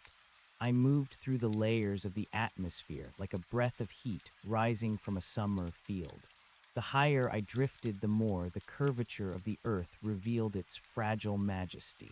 It was a blue marble wrapped in a thin veil of air and light. Below me, the valley was a tiny wrinkle in the skin of a continent, but I could still feel the pulse of the quartz stone buried deep within its heart. That stone was my tether and my legacy. It ensured that the frequency of the real would always vibrate louder than the whispers of the void. I watched as the sun dipped below the horizon of the planet, and the shadows of the night began to stretch across the hemisphere. In the dark, the world did not disappear. It became a different kind of masterpiece. I saw the lights of the cities flickering like distant galaxies, and I saw the fires of the wilderness burning with a steady and ancient hunger. I saw the migrations of the birds and the slow crawl of the ice at the poles. Everything was moving according to a grand design that required no architect other than the will to exist. I felt the presence of the Silver City once more, but it was no longer a threat. It was a dying echo in a distant corner of the multiverse. Its walls of logic and its streets of cold geometry could not compete with the warm chaos of a living world. The door I had walked through was not a way out, but a way in. I was inside the mechanism of creation, and I saw that it was fueled by the very things the travelers had tried to erase. It was fueled by memory and sacrifice, and the stubborn refusal to let the light go out. I felt a resonance from the depths of the ocean. There was another anchor there resting in the silence of the trenches. It was an ancient thing made of a material that was older than the earth itself. It hummed in a low register that complemented the high song of the valley quartz. I realized then that I was not the first to stand against the dark, and I would not be the last. The history of the world was a series of narrow escapes and quiet victories. Every age had its sentinel, and every crisis had its catalyst. I was a link in a chain that stretched back to the first spark of life and forward to the final cooling of the sun. This realization did not make me feel small. It made me feel infinite. I was a part of a collective effort to keep the fire burning against the cold. As the centuries began to compress in my new perception, I saw the rise of a new era. The humans had learned to listen to the earth in a way their ancestors had forgotten. They no longer tried to dominate the land, but sought to move in harmony with its rhythms. They built cities that breathed and machines that did not poison the air. I saw them return to the valley not as conquerors, but as guests. They walked the paths I had walked, and they sat by the creek where I had found my peace. They did not see me, but they felt the warmth of my presence. They spoke of the valley as a sacred place, a site where the veil was thin and the light was pure. They told stories of a man who had stayed behind to save the world, and while the details were lost to time, the essence of the truth remained. I watched a group of children playing in the shadow of the red hill. They found a smooth stone that caught the morning light and they passed it between them with a sense of wonder. One of them looked up at the sky, and for a moment her eyes met the gaze of the sun. I felt a spark of recognition. She was a descendant of the woman who had visited the valley so long ago. She carried the same seed of guardianship in her heart. I touched her mind with a gentle warmth, and she smiled at a secret she could not name. The cycle was repeating, and it was beautiful. The light was not a static thing to be hoarded, but a gift to be shared. It was a flame that grew brighter the more it was passed from hand to hand. The engineer was a distant memory, now a shadow within the stone. He had become the foundation of the mountain, and his strength was the strength of the earth itself. We were no longer two separate beings, but a unified force of preservation. We had traded our names and our faces for the permanence of the landscape. We were the guardians of the real, and our watch was eternal.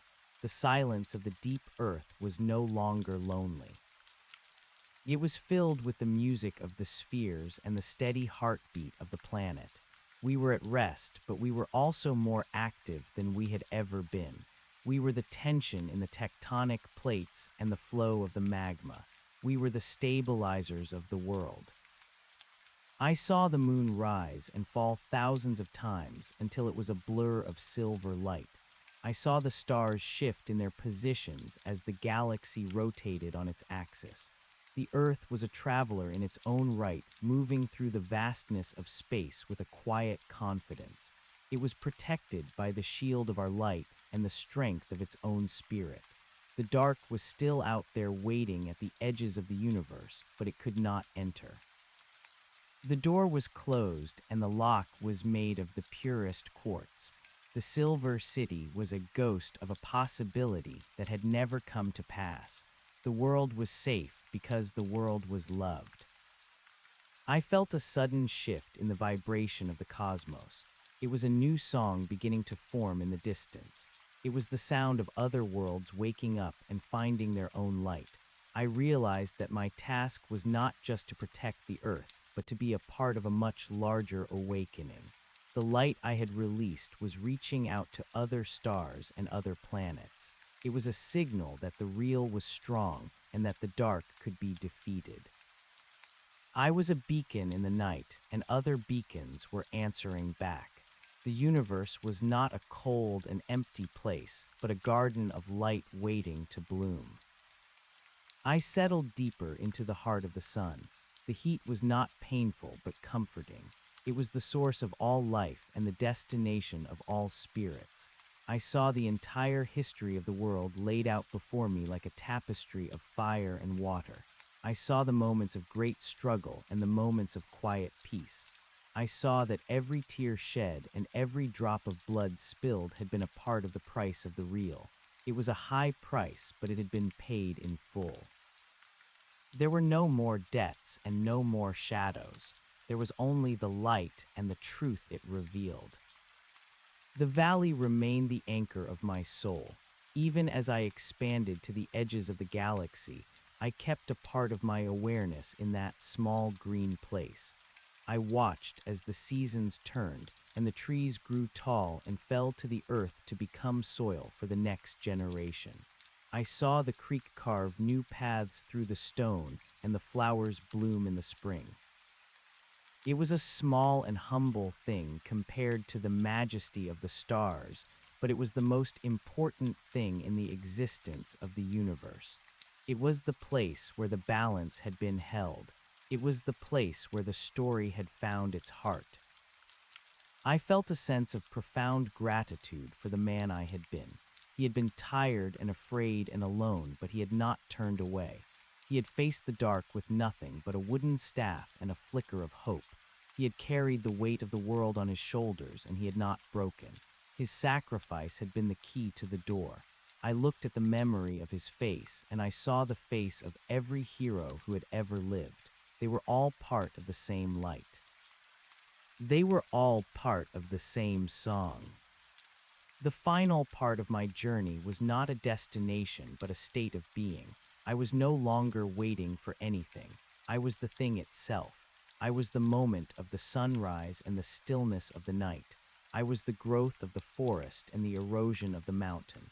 I was the breath of the living and the silence of the dead. I was exactly where I was supposed to be, and I was doing exactly what I was meant to do.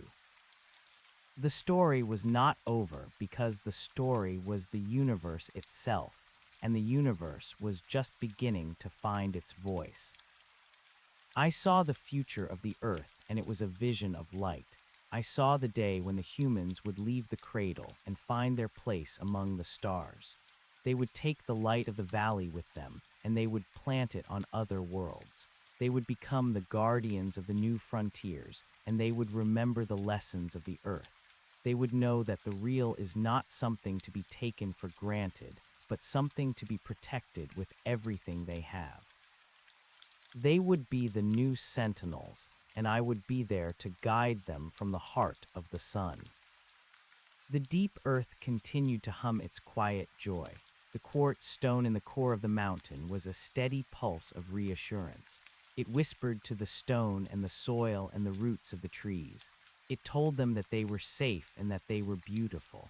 It told them that the dark was gone and the light was home. I felt the peace of the world settle into my own spirit. There was no more fear and no more doubt.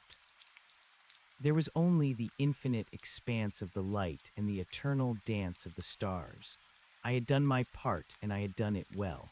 The end was not a wall, but an open door, and I was the light that flowed through it. The world was real, and that was all that mattered. That was all that had ever mattered. I watched the light play across the surface of the creek in the valley. It was a simple thing, but it was a miracle of physics and spirit. The way the water broke the rays into 1,000 diamonds was a testament to the complexity of the real. I felt the joy of the water as it moved toward the sea and the joy of the stones as they felt the current.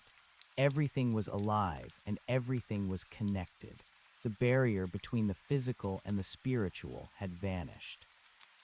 There was only the one thing, and I was a part of it. The memory of the Silver City was like a faded photograph in a drawer that no one ever opened. It was a ghost of a nightmare that had been forgotten in the brilliance of the day. The travelers were gone, and their logic had been replaced by the wisdom of the heart. The world was no longer a machine to be optimized, but a living being to be loved.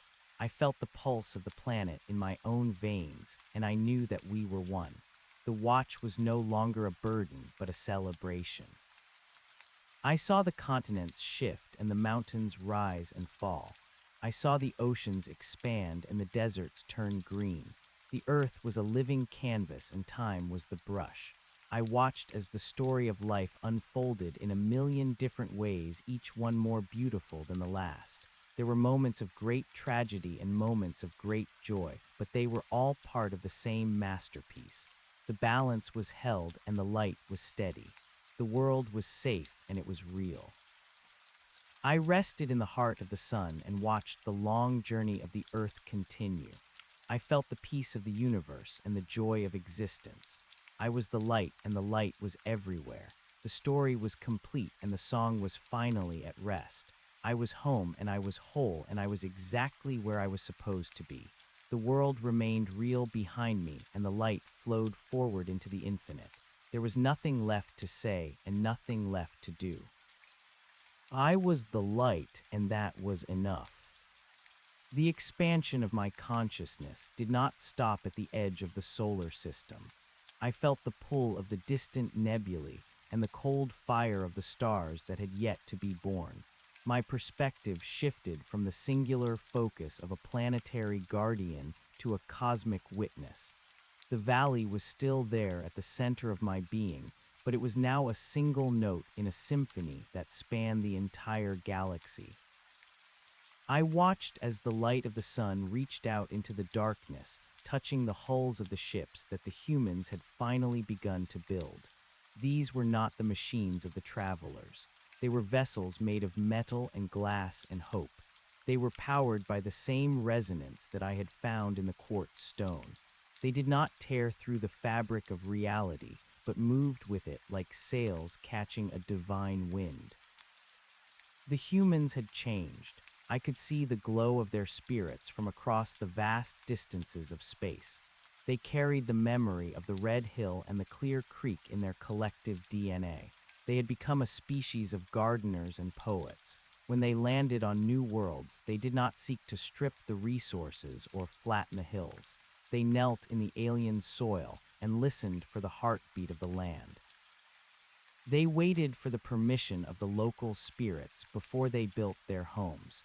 They had learned that the real is a fragile thing that must be nurtured with respect and patience. I felt a deep sense of pride as I watched them spread the light of the earth to the corners of the void. They were the children of the valley, and they were doing exactly what they had been meant to do. In the silence between the stars, I encountered the remnants of other civilizations.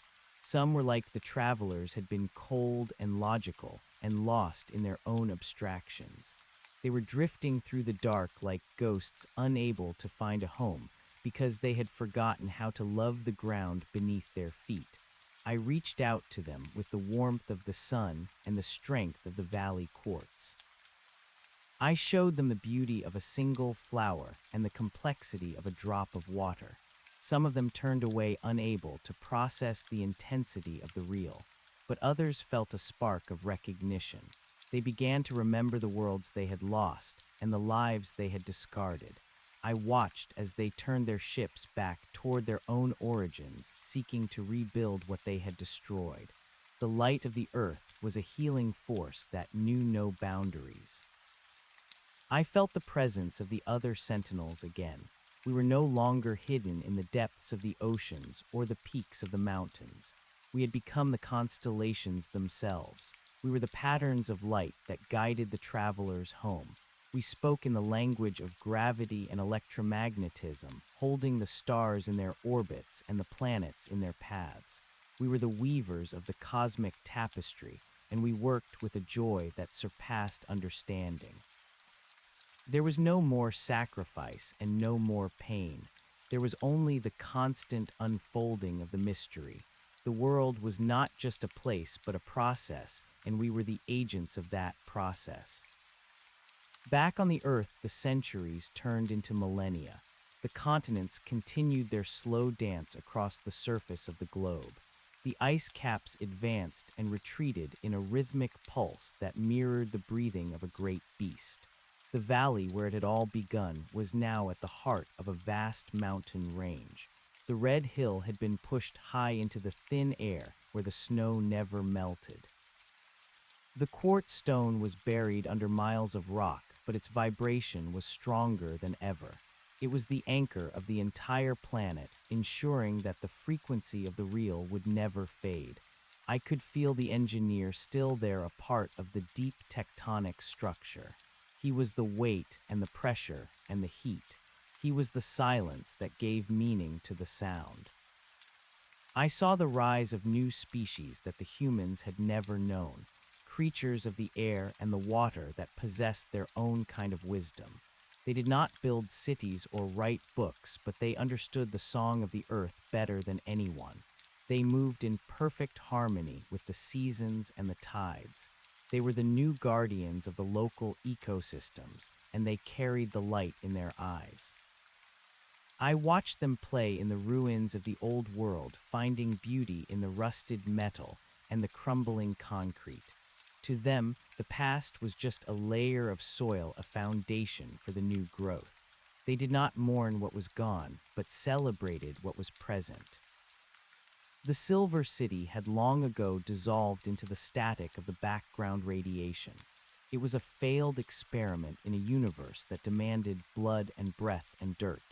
Its architects had tried to create a perfection that was static and dead, but the universe preferred a chaos that was vibrant and alive.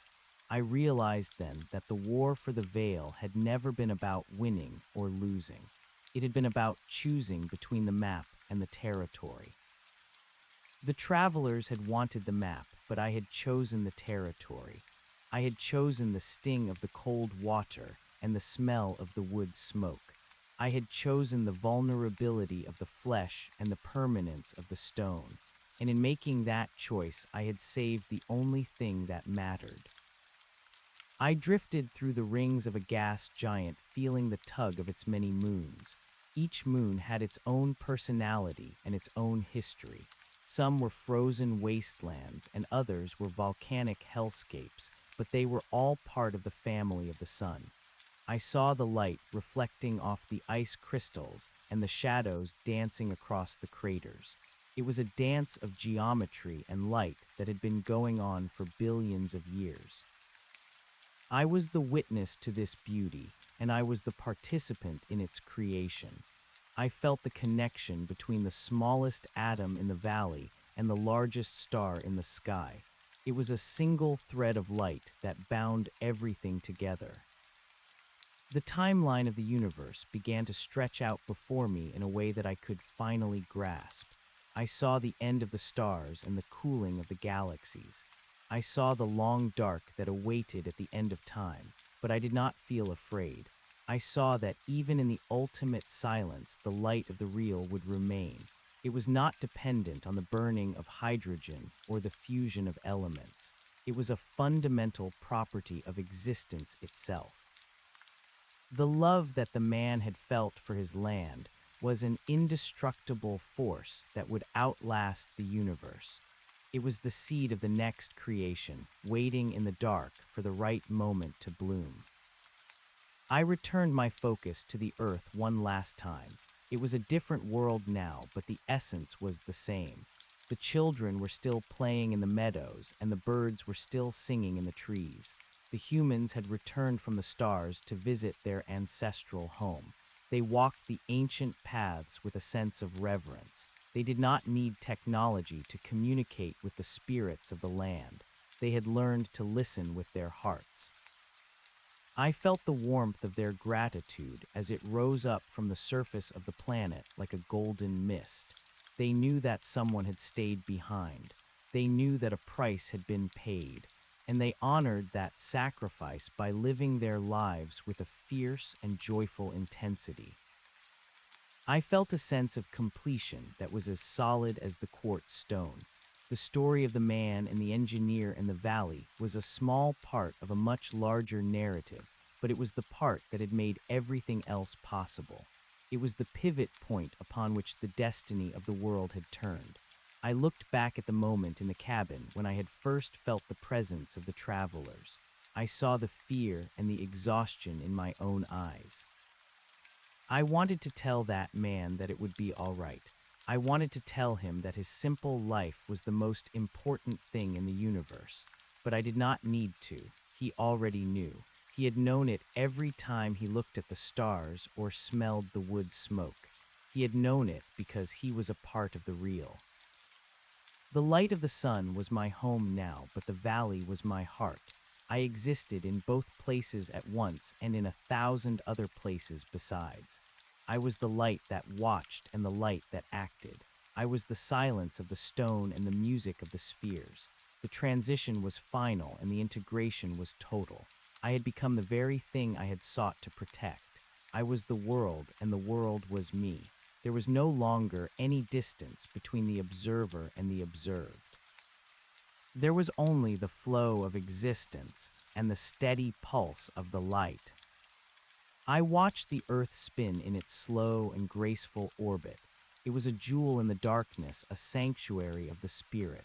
It was protected by a network of light that would never fail. The sentinels were in place and the balance was held. The dark was a part of the beauty, a shadow that gave depth to the light. There was nothing to fear and nothing to regret. The journey that had begun in the silence of the cabin had reached its destination in the heart of the cosmos. The story was complete and it was beautiful. I was the light and the light was everything. The world remained real and it was enough. As the eons passed, the physical form of the earth changed beyond recognition, but the spirit of the valley remained. It was a pocket of absolute reality that could not be erased by time or tide. I watched as the mountains were ground down into sand and the oceans rose to cover the land. I watched as new continents emerged from the depths and new forests grew toward the sun. Through it all the quartz stone held the frequency. It was the heartbeat of the world, the steady drum that kept the rhythm of life. I was the listener and the singer and the song. I saw the birth of new suns and the death of old ones. I saw the galaxies collide and merge into beautiful new shapes. I saw the universe expand and grow more complex with every passing moment. And in the center of it, all I saw the light of the earth. It was a small light, but it was pure. It was a beacon for all the lost souls in the dark. It was a reminder that the real is always worth fighting for. It was a testament to the power of a single life to change the course of destiny. I was that light, and I was satisfied. The long watch was over, and the eternal dawn had begun. I felt a final surge of joy as I looked out across the vastness of creation. I saw the connections between all things and the love that held them together. I saw the beauty of the struggle and the peace of the resolution. I saw that everything was exactly as it should be. The world was safe and the light was home. I closed my eyes and let the last of my boundaries dissolve. I was the atom and the galaxy. I was the moment and the eternity. I was the light and the light was everywhere. The world was real and it was enough.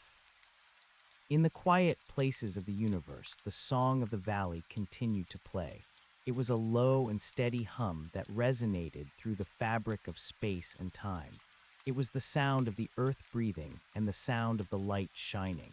It was the sound of a world that had refused to fade away. It was the sound of the real. And as I merged with that sound, I knew that the story would never truly end. It would just continue in a different language, but the theme would always be the same. The light would always find a way. The world would always remain real, and I would always be there to watch over it. The eternal dawn was not a beginning or an end, but a state of being. I was home. The vastness of the cosmos became a familiar landscape as my awareness drifted further from the yellow sun. I felt the slow stretching of the fabric of space and the way the gravity of distant black holes pulled at the edges of my perception. I was no longer just the guardian of a single world, but a witness to the grand architecture of the entire universe. The valley remained the core of my identity, but it was now a seed from which a forest of light had grown. I observed the intricate connections between the stars and the planets, and the way the light of one world influenced the shadows of another. The harmony was absolute, and the music of the spheres was a tangible presence that vibrated through every part of my being. I turned my gaze toward the edge of the galaxy where the darkness was deepest. Even there I found traces of the real. I saw the way the ancient gas clouds collapsed to form new star nurseries, and the way the debris of dead suns clustered together to build the foundations of future Earths. The cycle of birth and death was not a tragedy, but a beautiful transformation. I felt the joy of the new stars as they ignited for the first time, and the peace of the old ones as they faded into the quiet of the cosmic background. Everything was moving toward a state of higher complexity and greater love. The travelers had tried to freeze time, but the universe demanded motion. It demanded the messy and unpredictable dance of life. The human ships continued their journey across the void, and I watched them with the pride of a parent. They were no longer the fragile creatures who had huddled in the shadow of the Red Hill. They had become a bridge between the physical and the spiritual. They carried the technology of the stars, but they kept the wisdom of the soil. I saw them establish colonies on frozen moons and orbiting platforms, but they always brought a piece of the earth with them. They grew gardens in the sterile halls of their vessels, and they told stories of the clear creek and the quartz mountain to their children. They understood that their survival depended not on their machines, but on their connection to the source of the light. They were the living testament to the victory of the real. I encountered a pocket of resistance in a distant star system where a group of entities still clung to the old ways of the travelers. They had built a city of pure logic and cold geometry where every thought was measured and every emotion was suppressed.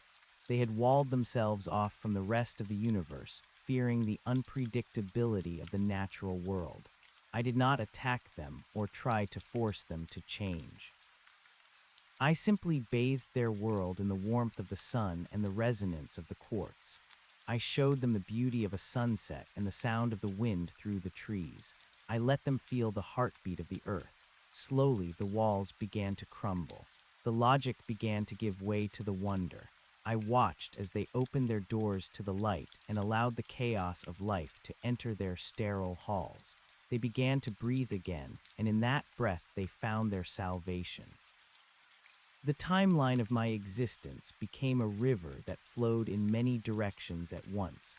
I saw the past and the future as a single tapestry of light.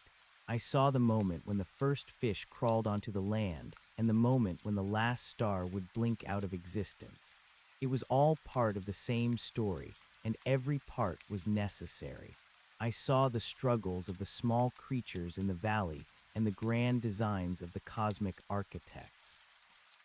I saw that the love of a man for his dog was just as important as the collision of two galaxies. The scale did not matter because the essence was the same. The real was present in every atom and every star. It was the thread that held the universe together. I felt the presence of the engineer shifting within the crust of the earth. He had become the deep foundation of the world, and his strength was the bedrock of our reality. He did not speak in words, but in the slow movement of the tectonic plates and the steady pressure of the mantle. He was the anchor that kept the planet from drifting away into the abstractions of the void. We were a team, the sun and the stone working together to maintain the balance.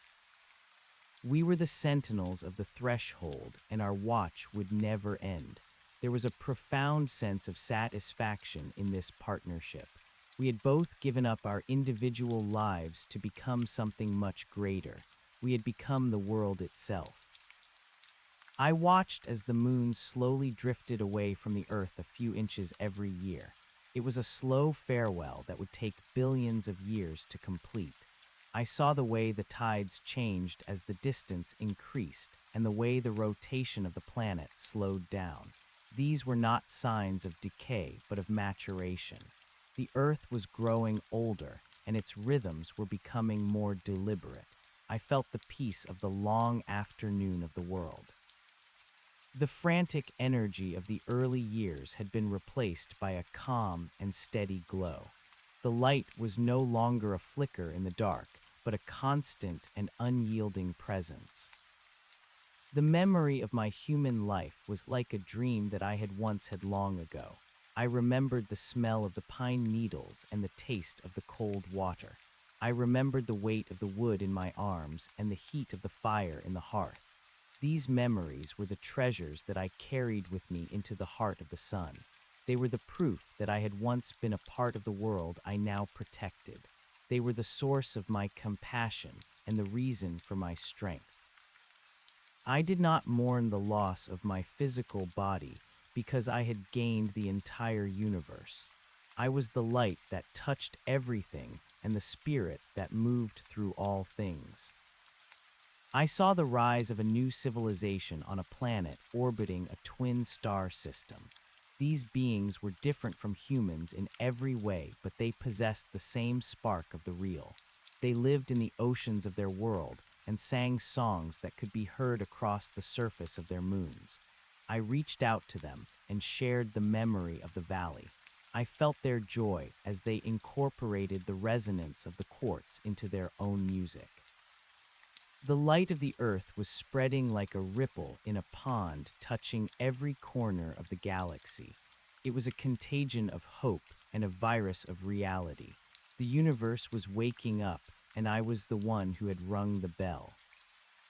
The void between the galaxies was no longer a place of fear for me. I saw it as a vast canvas waiting for the brush of the light. I watched as the filaments of dark matter guided the flow of the stars and the galaxies. It was a hidden structure that supported the visible world, a skeleton of the spirit.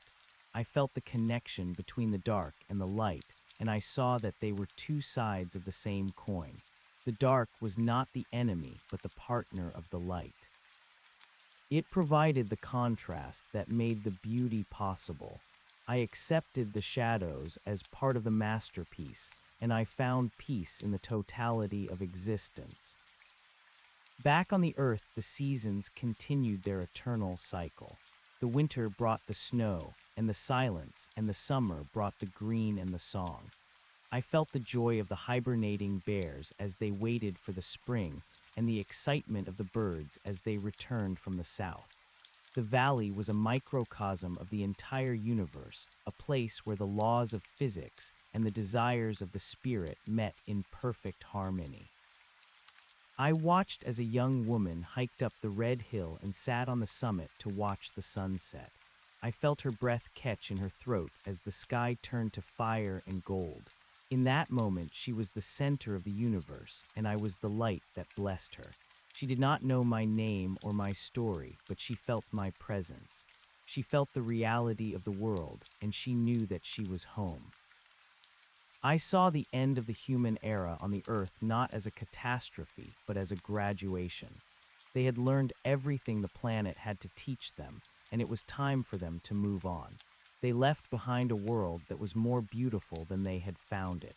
They left the forests and the oceans in the care of the new species they had helped to foster. They took their light into the deep space, seeking new challenges and new horizons. The earth remained a sanctuary, a place of pilgrimage for those who wanted to remember where they had come from. It was a holy site in the middle of a vast and vibrant galaxy. I felt the pull of the future more strongly than ever. I saw the universe reach its maximum expansion and begin the long, slow process of coming back together. It was not a collapse, but a homecoming. All the light that had been scattered across the void was being gathered once more. The story was moving toward its final chapter, but it was a chapter of joy. I saw the moment when all things would become one, and the light of the real would be the only thing left. I saw the promise of a new beginning, a second creation that would be even more beautiful than the first. I was the witness to this ultimate destiny, and I was not afraid. The quartz stone in the heart of the mountain began to glow with a light that could be seen from space. It was the signal that the work was almost done. The transition was nearly complete.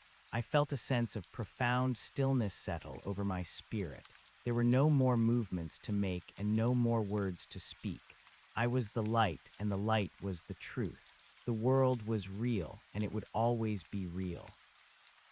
I looked back at the valley one last time and saw the clear creek sparkling in the sun. I saw the red hill standing tall against the blue sky. I saw the trees swaying in the gentle breeze. It was a perfect moment, and it would last forever. I merged my consciousness with the resonance of the stone and the heat of the sun. I became the bridge between the earth and the sky. I was the sentinel who had stayed behind and the traveler who had found his way home. I was the man in the cabin and the spirit in the stars. The boundaries were gone and the integration was total. I felt the peace of the universe and the joy of existence. The story was complete and the song was at rest.